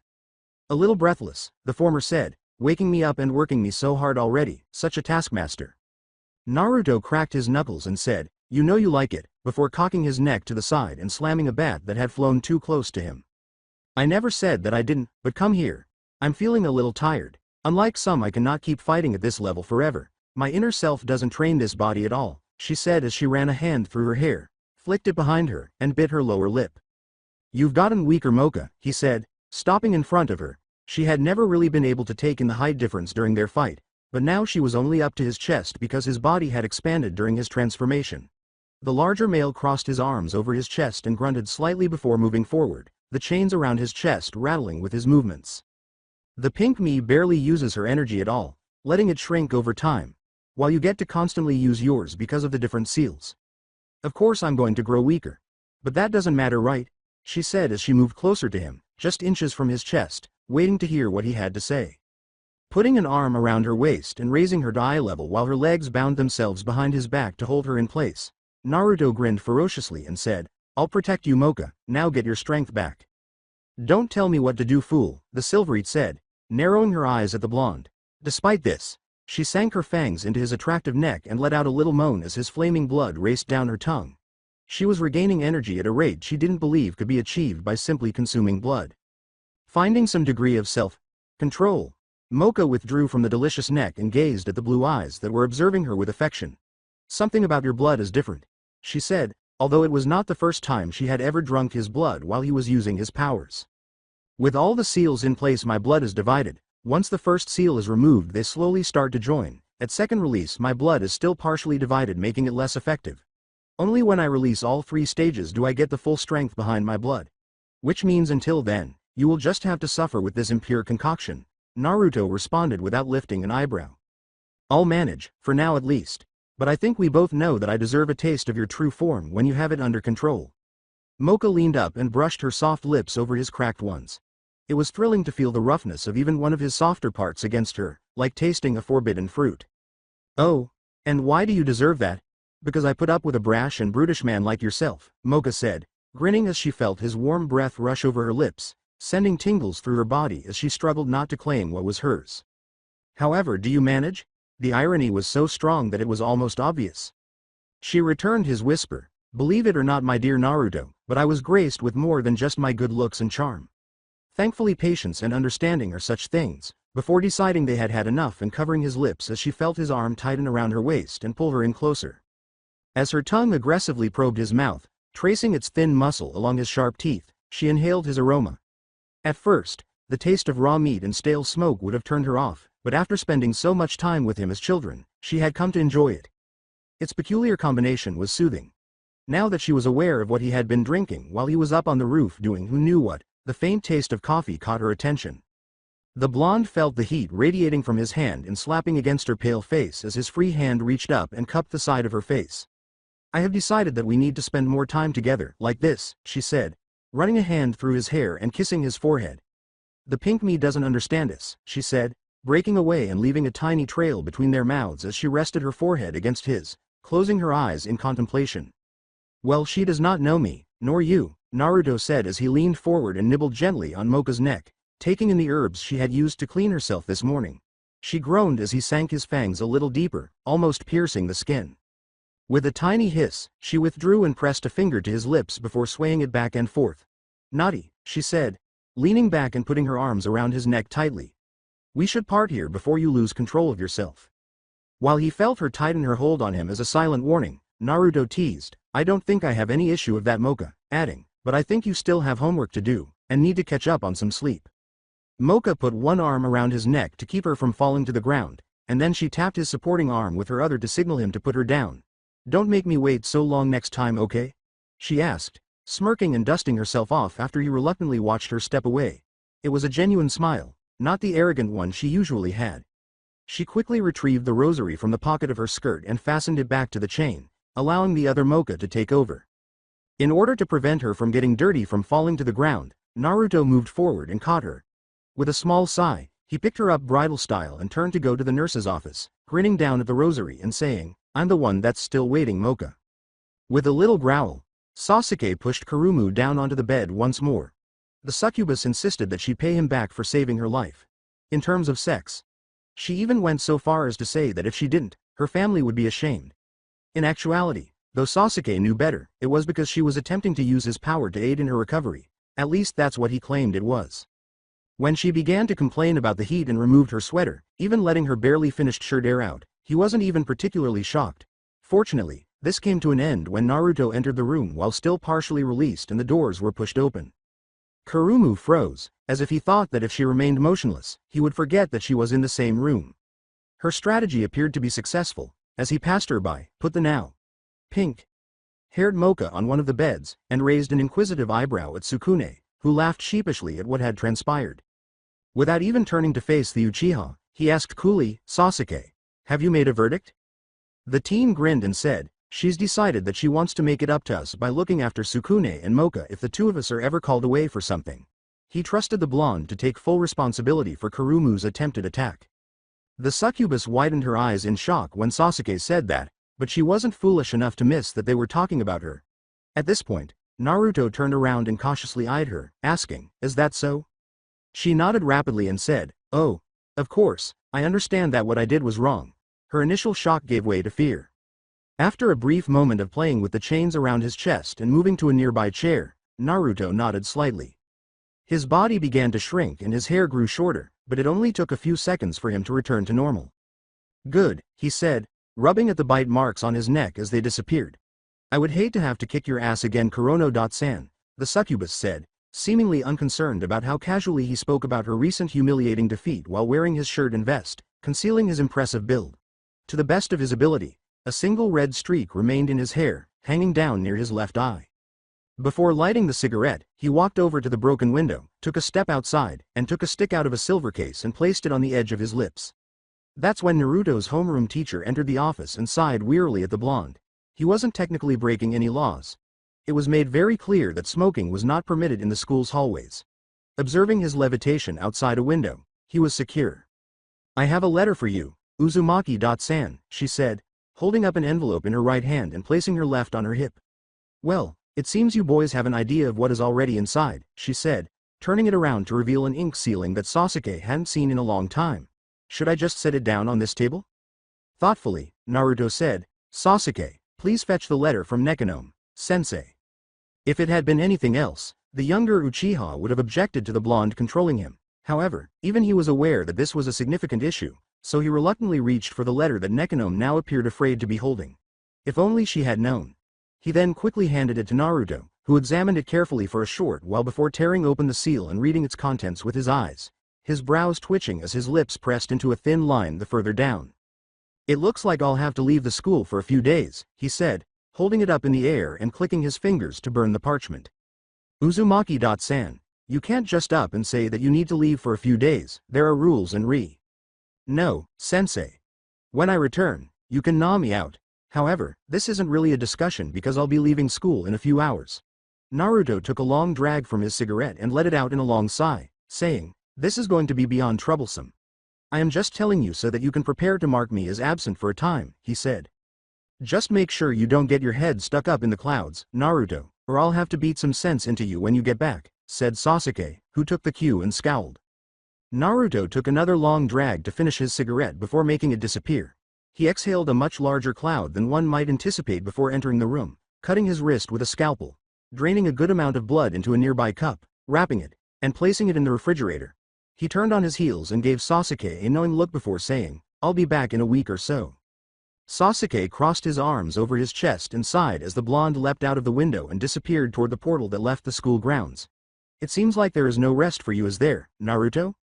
Even so, the others who were still conscious, that is, everyone but Mocha, gave him a perplexed look when he said, why does Naruto-san have to leave? Sukune inquired bewilderedly. His job calls, the teenager with the raven hair said, pressing his lips together in contemplation. Coming to this school is merely a luxury where we can act like we have a normal life for a few years, as Naruto and Ayakashi, have been working for years already. However, the unfortunate reality is that our lives are essentially already predetermined. If he had paid closer attention, he might have seen the frown that appeared on Mocha's lips as he said, it is best if we aren't questioned about it. His words seemed to be hammering home his point to those around him. Kurumu, however, was able to make some connections. You work for Uzumaki-san, don't you? Sasuke-kun? She didn't get an answer, which was all she needed. Her face fell and she looked down at her hands in her lap that fumbled around. Don't worry, Sasuke-kun. You can remain at home in the valley while I work for us after we get married. She tried to lighten the room, which had quickly become gloomy, by cheering. Mocha-san, you should take that blood he left before it gets too cold, the Uchiha said, simply getting up and shaking his head as he walked away. A fool's dream to play pretend. What a nice thought though, Sasuke said, sprouting large black feathers from his back as he reached the window and tightly gripped the wall, crushing it with his strength. Like Kurumu, Mocha had pieced together that her blonde friend was a hitman and that she had had another strange dream with Naruto, or at least thought it was him because it looked somewhat like the man in the earlier picture. With a great flap, he disappeared up into the skies high above as Mocha sat up now that her cover had been blown. Mocha-san, how long have you been up? Kurumu asked, her tone devoid of animosity even though she wasn't entirely happy with what had transpired. It took all of her strength to keep pretending to be asleep, but now it all seemed to be for nothing. She said, I woke up when Naruto-san poured his blood for me, even though she felt a little childish about the response. The smell of it in the air had almost made her jump up and start eating right away. All right, so we are kind of allies now, and I won't be making a harem anymore. Do you really need to be in here, sensei? Kurumu asked Nekonomiya, who was still present, a question. Well, it is more interesting than listening to the staff meetings, said the confused cat lady, tilting her head to the side before realizing she was being addressed.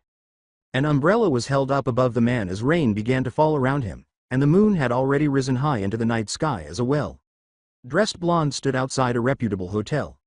His black suit had been cleaned and pressed since the last time he wore it, and his shades were covering his deep blue eyes while his wild blonde spikes were still uncontrollable. It seemed as though the red tussle was following their lead. As he lit a cigarette on their tips and waited for his ride to arrive, a growl escaped his lips. Then, as if the person picking him up was waiting for Naruto to grow impatient, they showed up. A long black car stopped in front of him at the bottom of the stairs, and Naruto went down with the doorman to keep them both dry. The suicide door of the limousine opened as they got closer, and Naruto nodded to the old man, saying, "Thank you, Giles." "It was no problem, Naruto. Sama," the elderly man said with a kind smile to the teenager, knowing it wasn't directed at him. Naruto then leapt into the car, and Giles moved aside, bowing slightly to the blonde as the door closed. Naruto wasn't shocked by the person sitting across from him. Although it wasn't very significant, it was difficult for people to accept that the woman across from him, who appeared to be as old as 16, was actually 20. Her dark blue, black hair was nearly as much a part of her appearance as her childlike appearance. Dearest brother, I thought that your mother would have taught her son better than to smoke in the vicinity of a lady. Her red, hollow eyes attempted to convey a hint of humor, but they could both see it was strained. I'll put it out when one comes. Until then, sister dearest, I think I will continue as I always do. Naruto calmly replied to the elegantly dressed woman seated across from him. Her ruby-red lips complemented her icy eyes, and she wore an elegant black evening dress with a long cut down the back that reached just above her behind. A white belt was worn beneath her bust to draw attention to her assets. How chilly is it? Surely you don't mean to assault me such, the woman said, pretending to be offended by his remarks. As he ashed his cigarette in the tray between them, Naruto raised an eyebrow at the woman and said, My deal was with Lord Shuzen, and while you share the same name, I am not yours to command for such petty things. The woman sighed and shook her head, saying, Now that was just rude, brother, you shouldn't beat away an offered hand. I'm glad I just batted it away, and I feel quite offended, he said with a savage grin. My mother did always teach me to bite off the heads of those who offend me. The message stated that the family wanted to talk to me. To be honest, my dear, you're wasting my time, so I hope you had something better planned than to engage in meaningless banter. Red eyes squinted at Naruto. Brother, I wonder if you've considered my suggestion? Your suggestion? Do you mean to develop feelings for your favorite sister?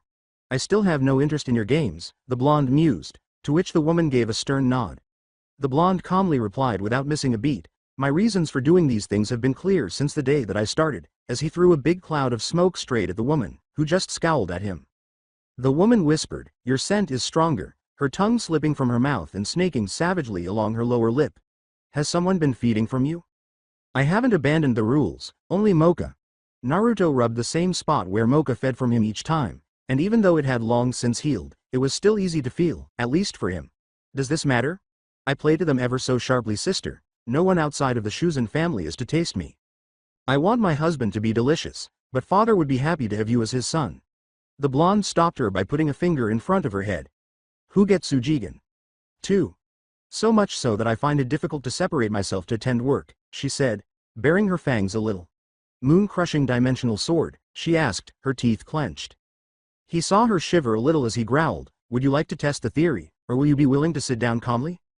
I can see you like to take the charge, she said, putting herself back in her seat with a subtle smile on her face. I'll keep that in mind for the bedroom, brother. I believe I made it clear last time that I won't follow your instructions, sister. The car came to a stop, the now silent couple opened the doors, and the woman came to sit next to the blonde. Naruto calmly put his hand on his lap while his other held the cigarette close to the tray, ashing it, while two more people trickled into the vehicle, ending any potential conversation. Daughter, son. The male, dressed similarly to Naruto but with a higher collar, had short black hair, a neat amount of stubble on his face, and red eyes that loomed over the two as the doors closed and the car began to drive again. It is so nice to see you getting along despite the time apart, came an even voice from across the pair. Without pausing, the two said, Father, before turning to face the person he entered the care with. Lady Gyokuro, it is nice to see you both so well, they said. The lines, which had been practiced as they were said at the beginning of almost every meeting, came out almost naturally to the two. Don't you think it is a bit too early to be calling him, son, dear? Gyokuro was wearing a short, sleeveless black dress that fell just short of mid-thigh.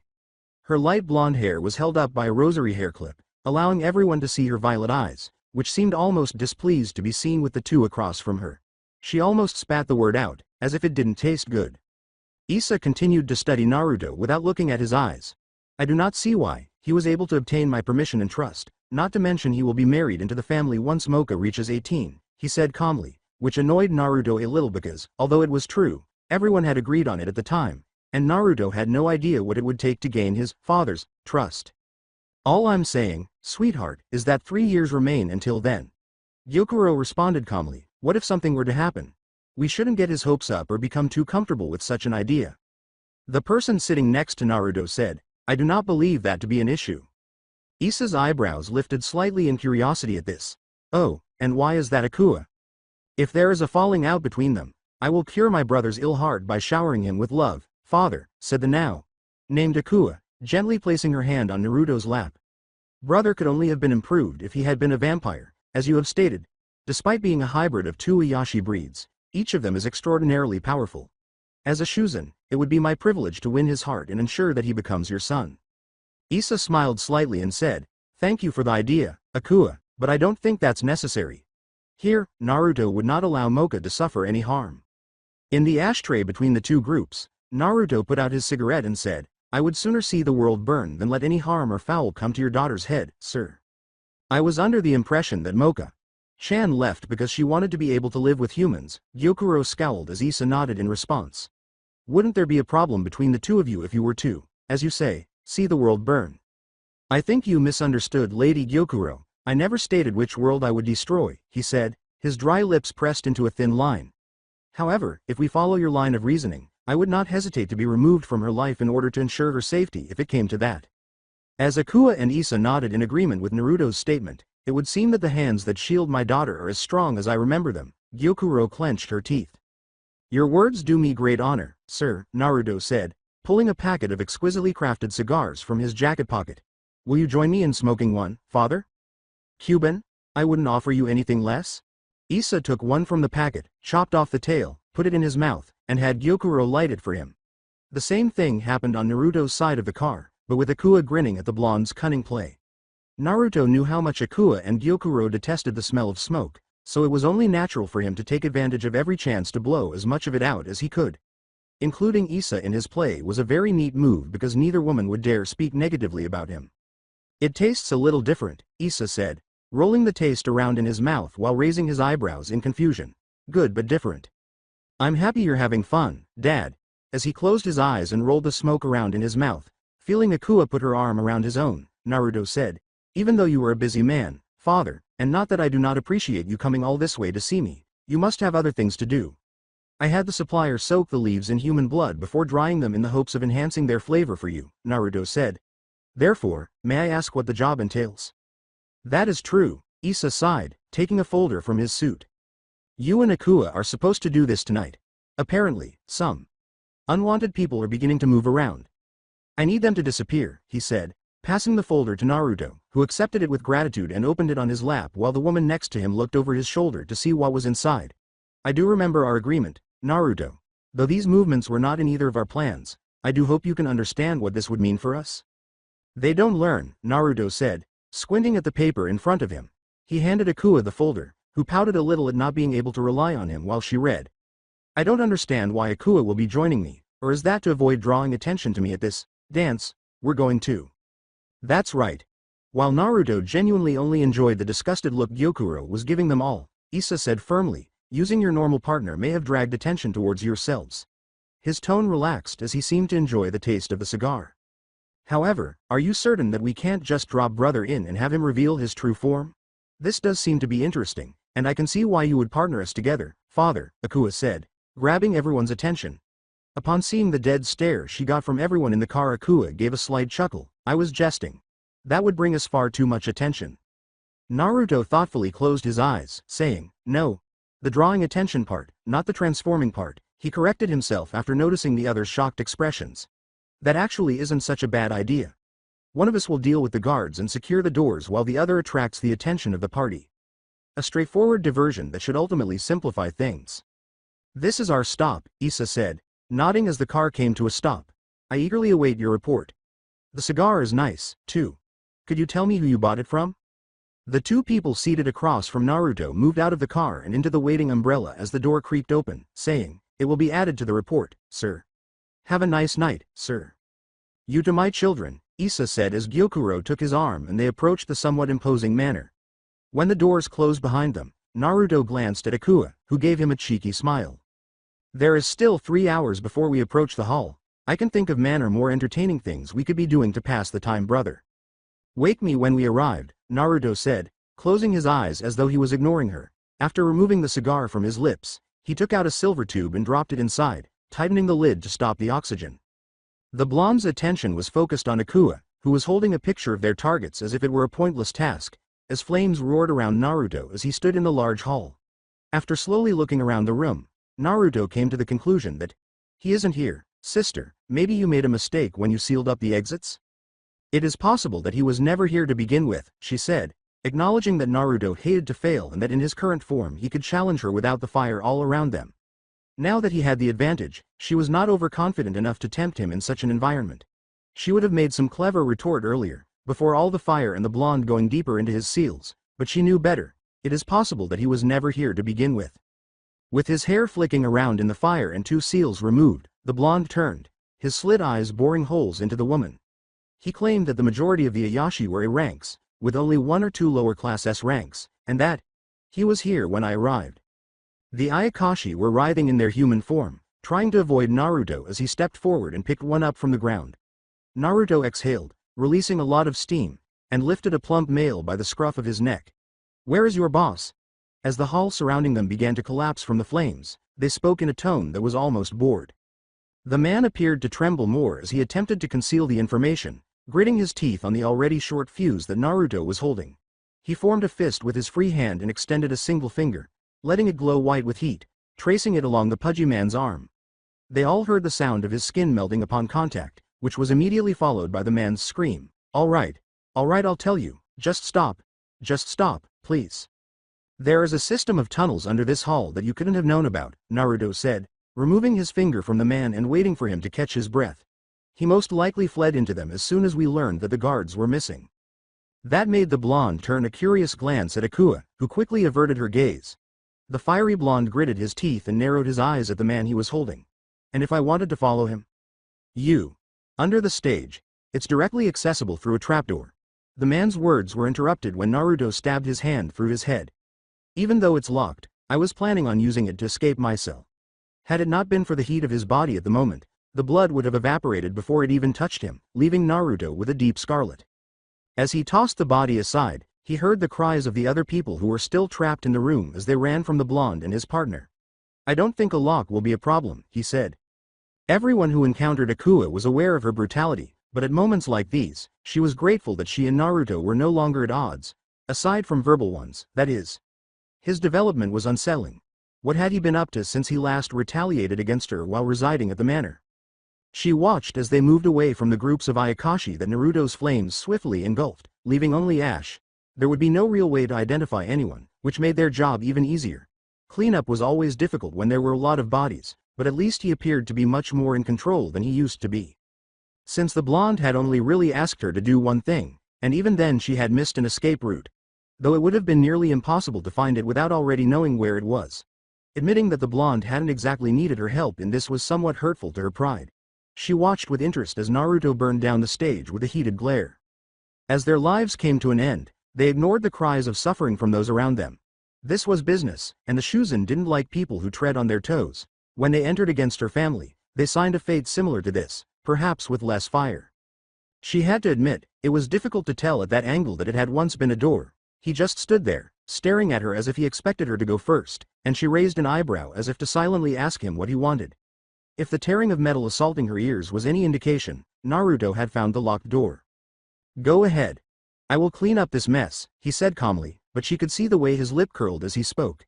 She was a little excited because she knew he was going to enjoy this. I will catch up. You had better hurry, brother, or I may finish this without you, Akua said, smiling inwardly as she walked to the door and winked at the blonde. She left those words with him and descended into the tunnel. Looking away from the vampire, Naruto let out a small snarl as he raised his hands into the air. Since the building was multi-story, it would require some concentration, but when he found the top floor ceiling, he grinned and clenched his fists tight before ripping them down towards the ground. Those who had survived up to that point looked up in shock as burning streams shot down to the ground floor and stuck in like spears.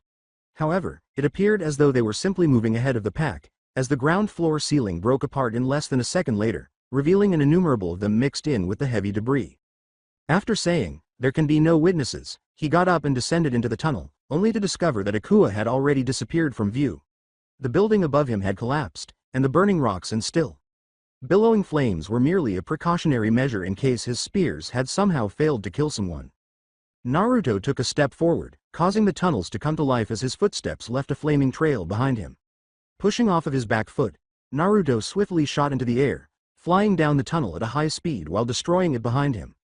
The tunnel undoubtedly caused damage to the buildings above, but it was already made to appear as though a gas line was leaking in the building, and the fire that the firefighters were currently putting out was caused by someone igniting it.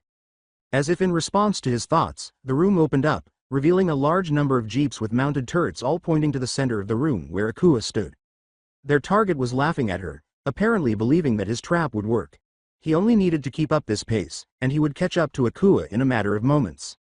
The troops locked their guns on the new blonde as they cocked their hammers, and Naruto yelled, "Sister, you should put your head down," as he flew towards her and pulled in a tight circle around her body, creating a large wall of fire to protect her. "Who in the world are you?" The target let out a furious roar. "I am the cleanup man of the Shuzen family," Naruto said, calmly placing his foot on the ground and running a hand through his hair. "There will be plenty of men where you're going who have heard what I'm about to say to you. You are not worth the effort it would take for me to do the same, so keep my face in mind." He opened his mouth wide, and tiny flames began to shoot out. They quickly grew larger and grabbed onto everything within reach, dragging it to the ground and burning it to ash. Mocha was standing a little, very impatiently at the front of the school gates because it had been almost a week since Naruto had left and people were beginning to realize that he hadn't returned yet. She didn't want to be late, but she also wanted to see the blonde when he arrived because she didn't think he would miss the test after all. Their first graded test was scheduled for today. Even though she had only known him for 2 days, not even completely, he still seemed kind, and from what her rosary had told her now that they were speaking, he had carried her home after she passed out in the forest, which also explained why she had his clothes on in the morning. He must have simply tucked her into bed and left. As the bell rang and went, her heart began to sink even more. He had a dangerous side, based on what she could piece together. No, she was aware of that. Her rosary had told her that, but she had also told Mocha that he was kind and caring, even though it took some work to see that side. Mocha walked to class with her bag swinging slightly with her steps. He had found himself a girlfriend, and although it was an odd relationship, she was his stalker and his girlfriend. They managed to make it work, or at least she believed they did. Sukune would be waiting for her and they would say hello briefly, but they didn't talk much else. Kurumu was pleasant enough, but they weren't in the same class, and when Sasuke wasn't around, they didn't talk much. She was a good friend when he wasn't, but it wasn't the same. She blushed a little when the boys complimented her on her way to class, but it was mostly for show because she wasn't feeling well today. When she arrived at the floor where her class was, she noticed Sasuke leaving her room with a newspaper rolled up in his hands and a ghostly smile on his face. Behind him, Kurumu questioned why Sasuke was so interested in the Tokyo gas line explosion that caused millions of dollars worth of property damage. Everything was the same, dull, and bland since he simply up and left a week ago. Sasuke approached her and smiled slightly, saying, "You should get to class, Mocha-san. There are still a few more minutes before it starts, who knows what could happen." Mocha had found it somewhat interesting, but she dismissed it because there was apparently a party going on in one of the buildings and no bodies were discovered after the fire was finally extinguished. He pondered as he passed and entered Kurumu, his own classroom, or, as some might say, Sasuke's shadow, following closely behind. After ending the odd conversation with Sasuke, she went to her classroom, looked inside, and then dropped her bag to the floor. Naruto was smiling in his seat, and Sukune was telling him some weird story about frozen curry. When her bag fell, he seemed to notice and turned to face her, beaming at her. The blonde, who didn't use it much, was seated at the back of the room. She didn't know why, but that was the seat that was designated for him in the seating plan, and he did spend an almost abnormal amount of time staring out of the window on their first day here. She smiled back at him as she picked up her bag and arranged her belongings at her desk in front of him but behind Sukune.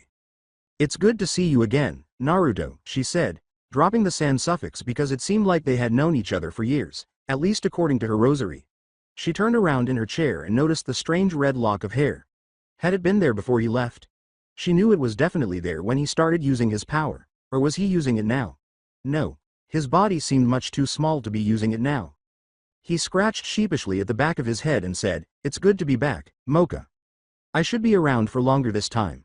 After the last job, I talked to the boss, and he agreed that I deserved a sort of break." That made Mocha narrow her eyes a little. However, before she could inquire further, their teacher came in and called everyone back to their seats. She smiled warmly at Naruto and asked, "How was Tokyo Uzumaki-san?" Naruto simply grinned broadly in response, saying, "It was good, sensei, but then that pipeline or gas line or whatever blew up and then things got pretty crazy." Everyone stared at the blonde with slightly open mouths, quickly drawing conclusions about some made-up fantasy. There was a lot of security while I and a friend were staying close by. Well, it is good to see that you made it back in one piece, she said, clapping the papers in her hand into a tidy pile. I really hope to see you more frequently in class. With a cheeky smile, Naruto said, maybe we'll find a compromise on that sensei, which made a few others laugh and put a tick mark on Nekonome's brow. Mocha, on the other hand, was reviewing his words. She was aware that his work was dubious, as Sasuke had confirmed. Despite the wording he used, he didn't deny having anything to do with the fire. In fact, what he said put him in close proximity to it. The other Ayakashi seemed to agree with him, believing that the blonde was simply unlucky and became entangled in that mess. No, Mocha wasn't going to accept that. She would ask him about it later, or perhaps let the Rosary handle it since they seemed to get along so well. After a few days, Mocha was struggling to think of a way to question him about his trip without directly asking him if he started the fire. However, it was now early on the weekend, and she had been dragged along by the other girls for reasons she didn't know, as they went to watch their boyfriend, Obsession, in their morning training. The girls were dressed casually, with Sukune wearing a tracksuit, Naruto and Sasuke wearing boxing shorts and muscle tops. She was sitting by the edge of a clearing where Kurumu had prepared a breakfast for Sasuke and was immediately ignored, so over time the girls picked at it, but she had finally been persuaded by Ura, Mocha as she now called the Rosary. Sukune was the least active. He had an odd blade on his arm, and since Mocha knew he was human, she had to wonder how he managed it. At the moment, he was practicing a series of stances and moves against what appeared to be a chain humanoid figure under Sasuke's control. That led them to the two main figures in Mocha's mind, Naruto and Sasuke. Despite her protests, Sasuke appeared to know Naruto better than anyone, possibly even Ura. If she could persuade him to talk to her in some way, she might be able to extract some information about what was going on. Then there was her blonde mystery, a slight flush that appeared on her cheeks as she realized that she was thinking that he was hers. Perhaps it was the strange dreams she kept having, or perhaps Ura's influence was finally beginning to take over. In any case, he and Sasuke had been sparring for almost an hour, and Mocha was getting a little tired of it all, so she dug into her bag, took out a book, and began working on the assigned homework. They had the weekend to finish it, but if she finished it quickly, she would have more time to try to figure out how to find out what Naruto's job was rather than just speculating with the information she had. She could see that they were talking, but they were too far away to hear each other. Dropping his knee as he moved his arm sideways, Naruto blocked a blow from Sasuke and pushed it aside before striking the teenager's stomach hard, which caused him to lose control of the chain clone. Look what you're doing, oi! While the blonde shrugged, shifted back, and threw a wide kick that was stopped by a grunt in the back of Sasuke's arms, Sasuke hissed through clenched teeth. As I previously stated, I have no idea what the problem is, and I don't believe it has anything to do with it. Simply finish the task and push it away. Naruto flipped away, landing on his hand and spinning his legs around so that he almost knocked the Uchiha off his feet. With an arm wrapped around one of Naruto's legs, Sasuke whirled, lifting the blonde off the ground and dragging him in a circle until he was abruptly stopped before he could discard him. Glancing at Naruto, he saw that the blonde had stabbed his hands into the ground, stopping the movement. How do you know it isn't connected? As Naruto flipped himself and Sasuke to the ground, the others gasped. Naruto then rolled on top of him and aimed a knife at the Uchiha's throat, saying, because we spent the rest of the week cleaning up all ends, loose or tight.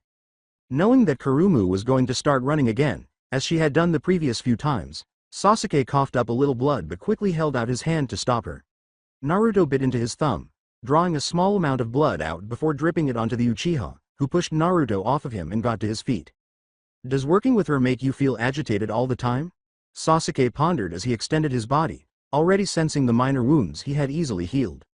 Naruto said, she irritates me, a constant pester for the duration of the job, but I can handle it, indicating that he was done for the day by extending a hand to Sasuke. I didn't say you couldn't, the Uchiha said, taking it and shaking it. Simply put, you always return feeling extremely tense. Is that truly beneficial to you? Probably not, he said, glancing over his shoulder to see Mocha sticking her tongue out at the question she was working on while pulling a few hairs behind her ear. But it is worth it. Sasuke sighed. Maybe it is just me, but having my fiancé sealed inside of another woman seems like a lot of extra trouble. The work necessary to obtain good things is worthwhile. I agreed, and I'll keep my end of the bargain. However, I could use a little respite now and then, Naruto said, chuckling slightly as he fiddled with the red hair. By the way, what's going on with that? Sasuke mused, gaining his attention, though Naruto just gave a quick, huh? In response, the hair? I believed you had resolved that. I kind of like it now, Naruto said, waving a hand over the lock to make it disappear and then doing the same to bring it back. Is that really incorrect? Nah, just makes you look like an emo. After a few moments of blank staring, the two burst out laughing and approached Sukune, who was breathing heavily. Naruto clapped the boy on the shoulder, almost toppling him, and asked, "Are we done for the day?" The two simply nodded to Sukune, who sighed contentedly as the blade disappeared and transformed back into fingerless gloves. He staggered for a short while before steadying himself with a hand against his head. That is much more draining than it looks. Naruto raised an eyebrow at the teenager, causing him to laugh sheepishly. Or I might not be as fit as I should be. He made a feeble offer, to which Sasuke smiled and Naruto laughed sharply. After that, the three of them appeared to go their separate ways. Sukune was going to take a bath and most likely work on that letter back home to let everyone know he was doing well, while Sasuke, with Shadow in tow, was apparently going to go study. As a result, there were only two left. Mocha noticed how silent it was as Naruto sat down in front of her, his clothes a little bit dirty in spots, and he had no perspiration on his body. The answer is 72/89 by the way, the blonde said casually, surprising her. Her eyes widened as she looked down at the book, then she flipped through to the back to check the answer. When she saw that what he had said was accurate, she narrowed her eyes at him and asked, "How did you do that?" Naruto grinned broadly and gestured for her to give him a pen and some paper. When she did, she saw his hands move like a blur as he divided the problem into several parts, solving each one using what appeared to be extremely sophisticated formulas before piecing it back together in the final solution and returning the page to Mocha, demonstrating all of his work. As she attempted to make sense of it, her gaze flitted across the page. She could understand a good number of his pieces, but not all of them. This is kind of advanced, isn't it? I never attended school as a child. Instead, I learned the majority of my knowledge from my parents, and eventually, handling challenges like this came naturally to me. She was doing well, but some of the more challenging questions were giving her some trouble. It can look difficult at first, but if you break it down into smaller parts, most of it is really easy, he said, running a hand through his hair while he looked at her work. He had hoped that Mocha would accept his response because that was the reality.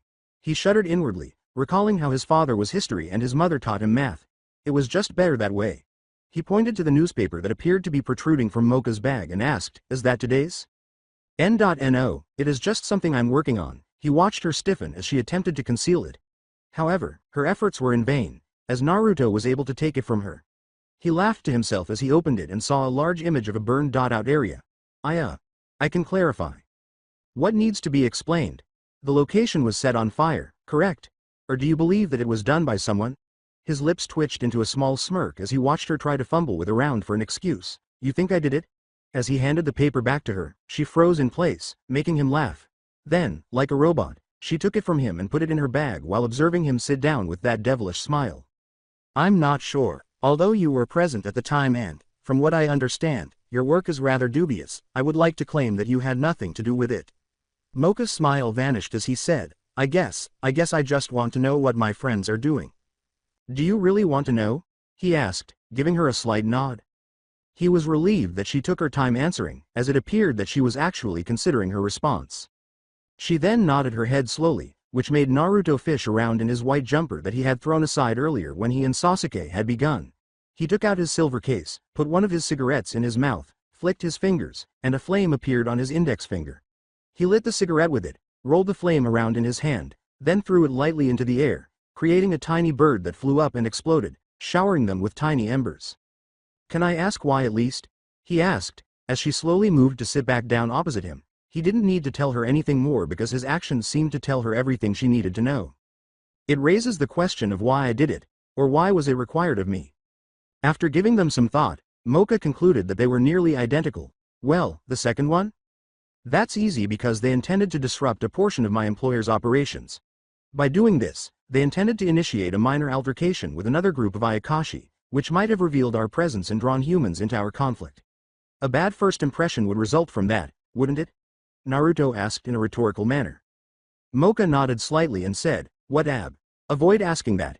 Have faith in him, he won't harm us. She made good on Ura's wishes, shaking her head to reassure her, but it wasn't at all haughty or conceited. Rather, it was almost a plea from Ura, which stopped her in her tracks. Is it okay if I take a little time to consider this, Naruto-san? After watching her gather her belongings and almost run out of the clearing, the blonde pressed his lips together in contemplation, nodded once, groaned, and collapsed to the ground, saying, This is why I don't like dealing with people. It was the beginning of the week, and although Naruto had completed his homework in a matter of minutes, today was their day to select the club they wanted to join. Earlier, he had obtained a list of all the clubs that had registered this year from the office, but when he tapped his fingers on the sheet, none of them caught his attention. He couldn't see himself enjoying himself if he joined a fighting club. With a little sigh, he got up and walked out of the classroom. He hadn't spoken to Mocha since he acknowledged that he was behind the fire, and it was beginning to wear on him. In reality, all the sports clubs were the same. He simply couldn't see himself enjoying them. Was it really so wrong what he was doing? It was all for the world's benefit. If the monsters had been revealed then, using the planned methods, he can be sure that it would have resulted in war. Despite the fact that he seemed to be sending out negative energy, people seemed to be avoiding him. His phone rang, so he took it out of his pocket, opened it, and said, "Naruto speaking." "Oh, Akua-chan was right, this is brother's number." Naruto rubbed his temple numbly and said, "Just give me a moment to get into a better place to talk, sister." "No, silly, I'm not calling to talk about work, I just wanted to say hello and check that it was really your number," he said, listening to some of the students talk about him having a sister already. Was he really such a hot topic? He asked himself, but then he realized that he did have a sister who should be attending next year. "It is dangerous for us to talk to one another outside of work, but hello to you to Sister Kahlua," he said, managing to get outside during their conversation. He coiled his legs as he looked up at the roof before they threw him into the air like springs, his feet tapping softly on the school's roof. "You're as intelligent as ever, I didn't even need to identify the person." No, he didn't need to be a genius to figure out it was Kahlua. Kakoa wouldn't talk in such a childlike way, and while Akua might occasionally try to start a fight, he didn't feel the need to tell her that because she seemed too content for him to have just pointed out who it was. "So are you having fun at school?" Actually, it's boring, you wouldn't enjoy it at all." "However, don't you have your Mocha-chan? She's avoiding me, I told her that I was the cause of the fire in Tokyo, and she said she needed time to think," Naruto said with a slight frown. It was almost 3 days ago. "Geez, give her some time, not everyone can think as quickly as you do, brother. Your relationship with Mocha-chan has never been easy. If it was my Mocha, we would have just butted heads until we understood each other like normal, but dealing with the one from the rosary is different," the blonde said with a smile, despite Kahlua's tendency to act like an idiot most of the time. In fact, he wasn't entirely sure it was an act because she had a golden heart. She is more sensitive and naive to the outside world. "However, your Mocha-chan also has soft breasts?" "I meant emotionally," Naruto said, perplexed. Were they even using the same language anymore? "She is more sensitive emotionally. Everyone I know is quite jaded and or callous to the world, which isn't a bad thing, but I'm just not used to it. But that's because of who we are, Moo. If a brother didn't breathe fire, he wouldn't be a brother at all." Naruto chuckled a little and said, "I suppose you're correct. I'll just have to defend her from a distance if that's all I can do." "See, you get it now. Additionally, some claim that I am slow. Oh, I apologize, brother, but I have to leave because Ka-chan needs me for something. We can talk later." It was time for him to find a club.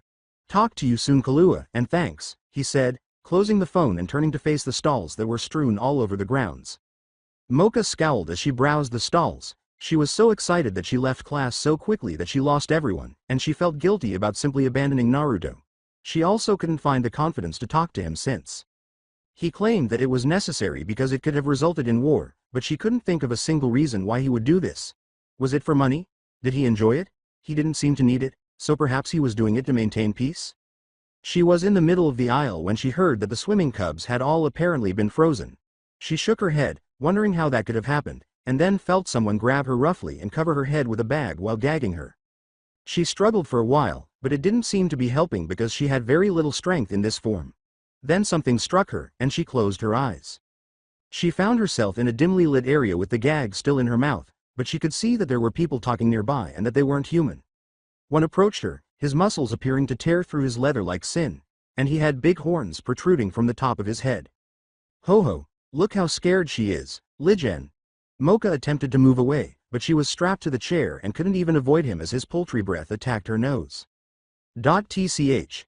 You already went and introduced yourself to her, so that should be sufficient to activate it. Don't use my name, fool." "Activate what? What are they talking about? What are they trying to activate? Oh, you don't know?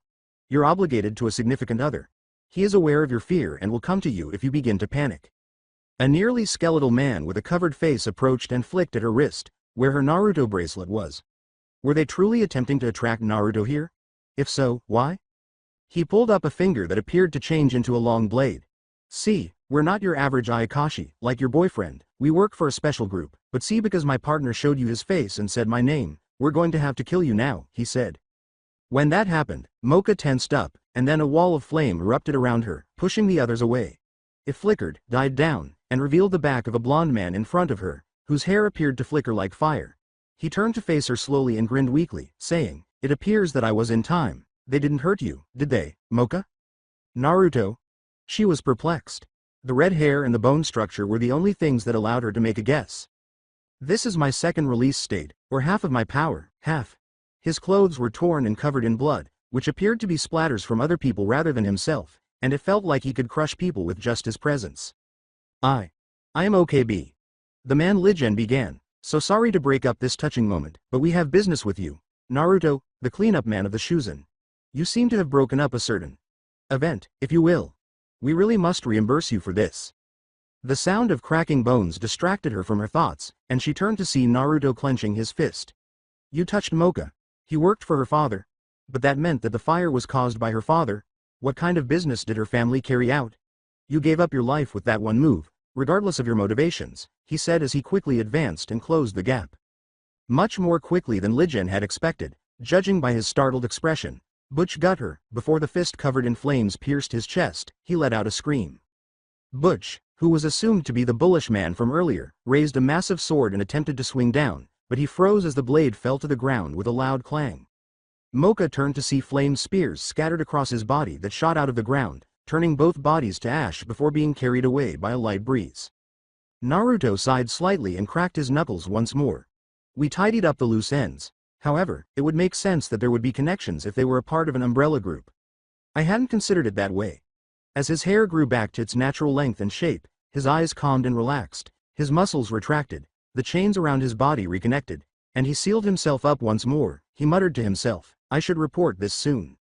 He walked forward to Mocha and undid her bindings, shaking his body lightly to get rid of the cold feeling.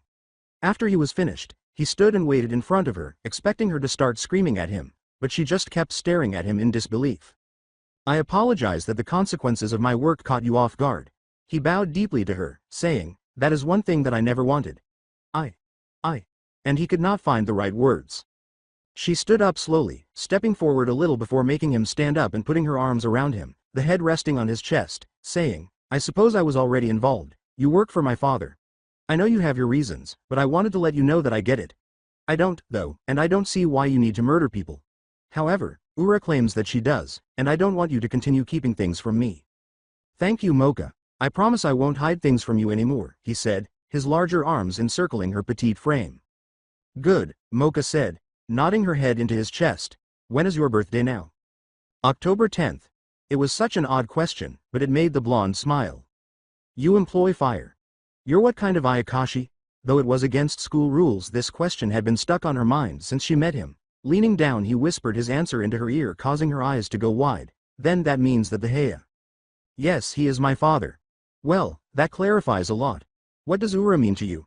Ura is what I call the Mocha in the seal. That way it isn't as confusing, she said, observing his perplexed expression. The blonde said with a sympathetic expression, she is my fiancé. At that, Mocha dropped her jaw, taking a step back and staring at him in disbelief. Really? Yeah. She fidgeted nervously with her fingers, her cheeks flushed. Well, congratulations? You are aware that we are a package deal, right?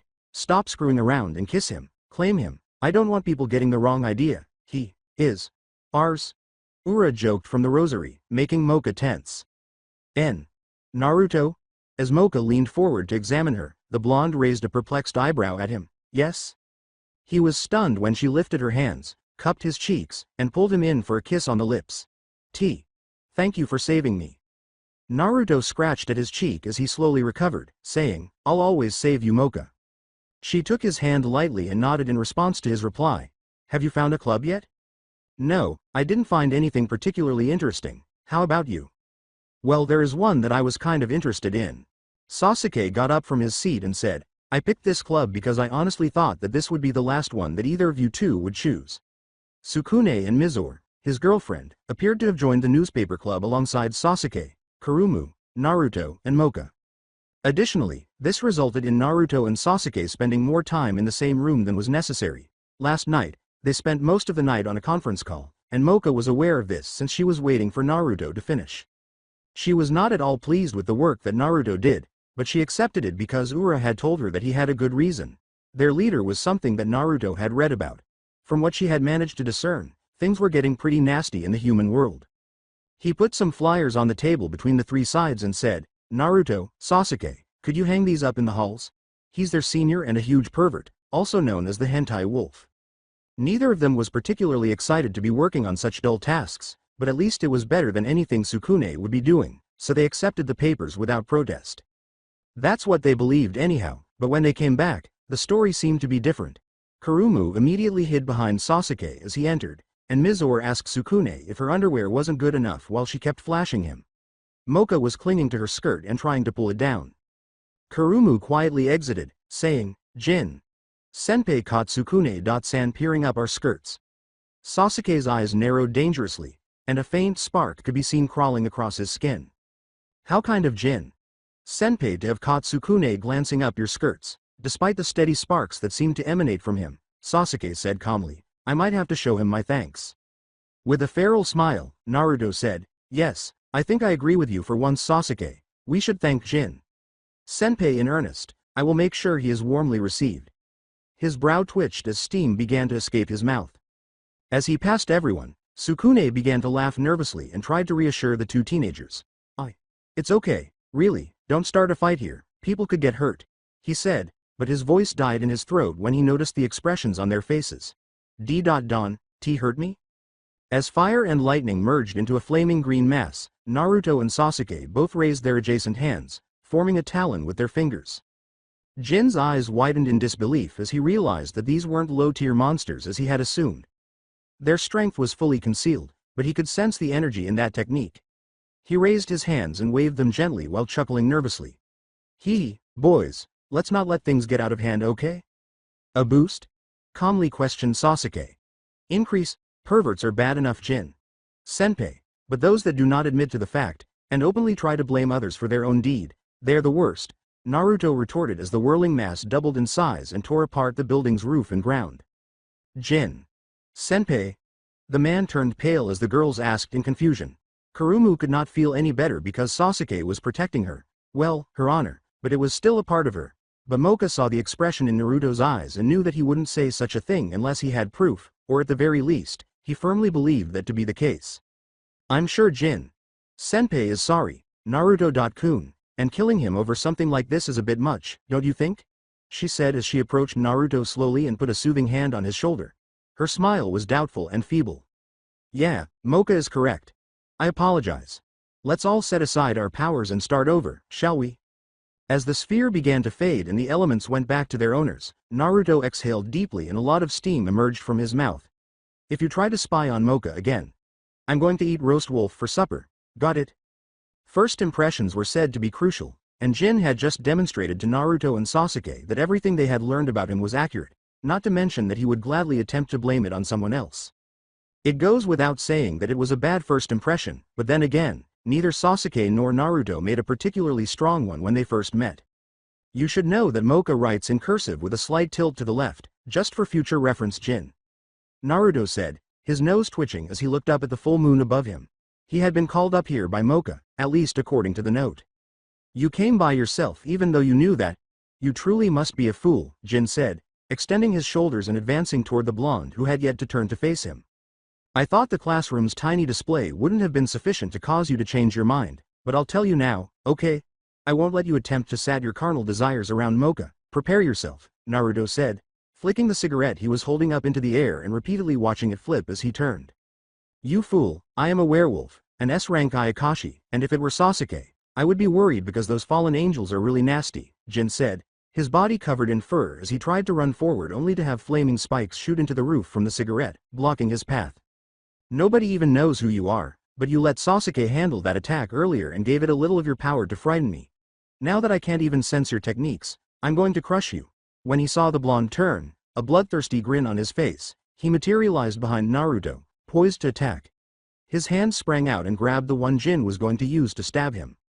I am quite hungry, but I like my dog meat cooked, Naruto said, clenching his fist tightly as he heard bones breaking beneath his grip. Using his free hand, he grabbed his still falling cigarette from the air and put it back on his lips, releasing another plume of smoke. Not uncooked. Just as Jin was about to say something more, steam shot through the blonde's teeth, causing him to jump out of the way and dislocate his shoulder. In the process, he avoided the large flame that shot out, and when he looked at the spot where it struck, he saw that the safety rail had melted. He felt the blonde's grip on his hand loosen, and he swiftly tore it from her grasp, creating some space between them. He gritted his teeth and pushed his shoulder back into place, wincing in pain as he felt the moon heal his wounds faster than he would during the day, but still not fast enough. His right hand was broken, and he was still unable to move his fingers. It must have been a fluke that the blonde had anticipated his movements and managed to catch him. Oh, I missed, the blonde's slightly dejected voice said, turning to face Jin once more and flashing that bloodthirsty grin. This is boring, let me go back to my second state. You're prepared to give up with not even half of my power? Okay, I won't hold back then, I will make Mocha my woman. That was impossible. This teen shouldn't be able to match him, even if he gave him a slight disadvantage by not moving as quickly as he could. He shouldn't be taking this so lightly. Before he could move, the blonde was in his face.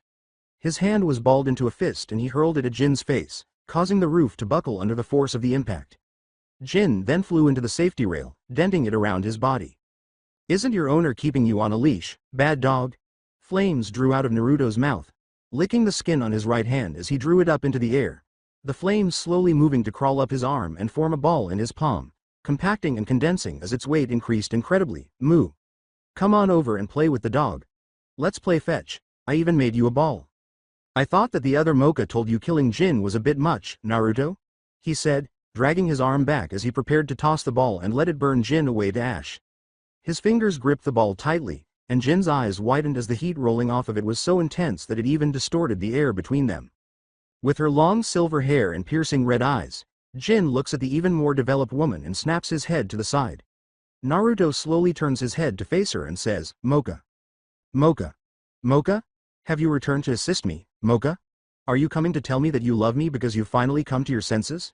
Jin swiftly exits, battling the agony in his face as he feels his cheeks realign. The bruises on his face were undeniable. Hardly, I have come to stop my fiancé from killing you. Do hold your tongue, doggy. Mocha says with a slight smile as Jin seems to become agitated by her words and bounces up and down a few times. Although the softer Mocha had given her control of her body to prevent Naruto from killing Jin, she felt that something was wrong and threw a few punches and gave Naruto a feral smile. Come, I want to feel you strike me with your fists as I do the same. Let me take on your pent-up frustrations while I deal my own onto you, Naruto, she says. The silverette let out a sound of annoyance as Naruto appeared in front of her, his fist cocked back and stopping inches from her face. She then threw her own punch, striking him square in the jaw and sending him tumbling back into the safety rail and through it. Once he had covered her gown, she unclenched her fist and a pained expression appeared on her face as she held it carefully. Ow. You are now like a wall, shit. No bone. After the words chilled the air, a huge surge of energy shot through it, and a flaming Naruto with his hair dancing as if a breeze were blowing over him appeared back on the roof as if nothing had happened. Mocha grimaces, saying that hitting him now would hurt him even more than before, not just emotionally, but physically as well. So you're going to fight me at half your strength, is that going to be enough? As Naruto emerges in front of her, the air crackles. He reaches out and grabs her by the throat, lifting her off the ground while observing her feet appear to look for a stable position beneath her. Is this what you want, Mocha?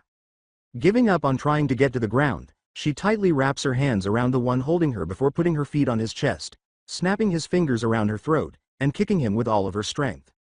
However, he skids back a meter or so before stopping and raising his hand, snapping his fingers back into place as the roof catches fire from his little skid.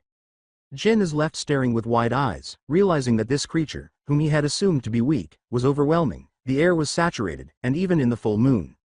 Without even blinking, he was matching the now fully grown vampire Mocha, saying, "This is unreal."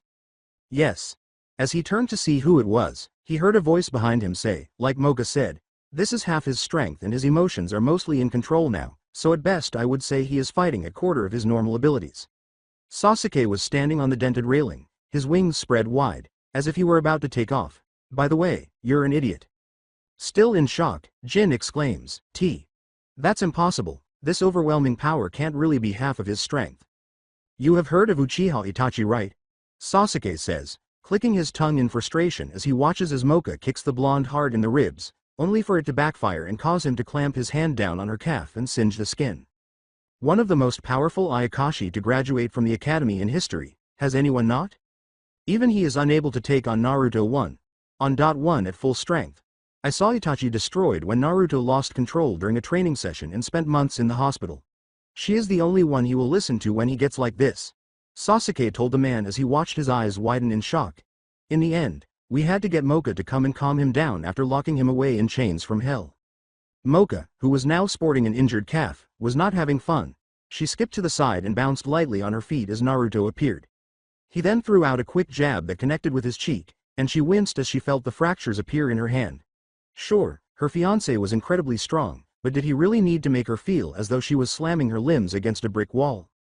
The air seemed to freeze as Mocha came to a complete stop, and she dodged to the side as she saw a ball of flames from his mouth singing a few of her hairs. Why? You insufferable dolt! As she charged forward, she delivered an uppercut that sent his chin skyward. She then performed an acrobatic feat of flexibility by spinning on the spot and raising her leg for a high drop kick from her stationary position, connecting it with his face before sending him through the building roof and into the floor below. Sasuke turned away for his own safety and grabbed Jin, taking him to the infirmary so he could heal properly. He had complete faith that Mocha had this under control now. It was during this brief respite that Jin noticed Mocha's clothing, or lack thereof, before he could fully get a lock, though he felt something strike the back of his neck and the world went dark. There was a jolt in the air after Sasuke left, and Naruto emerged behind Mocha. She turned to him, a scowl on her face, and said, "You know how hard we work to keep our hair in such good condition? Do you?" Ignoring the pleasure that was currently bubbling up inside of her, Mocha calmly stepped forward, put a hand on his cheek, then cruelly extended it to the top of his hand, grabbing onto his hair and tilting his head to the side as she viciously sunk her fangs into his neck. She was still angry with him, and no matter how good his blood was, that wouldn't change. He put an arm around her waist and fixed her underwear before lifting her up and claiming her lips to stop that cheeky smile on her face. After a moment of tongue wrestling, she pulled back and said, "I think the other Mocha is going to have a sore throat tomorrow." She laughed softly to herself and swallowed again, opening her mouth wide to show it was all gone before calling him to her with a wave of her hand. He kissed her chastely and felt her fangs pierce his lower lip. "I think she would faint if she saw what you just did," he said. Mocha said, "I hadn't said that I had enough yet," her mouth opening into a broad smile as her red eyes sparkled in the moonlight. All Naruto knew was that he would not be going to class tomorrow. That's it for today. I hope you guys enjoyed this great story. See you in the next one.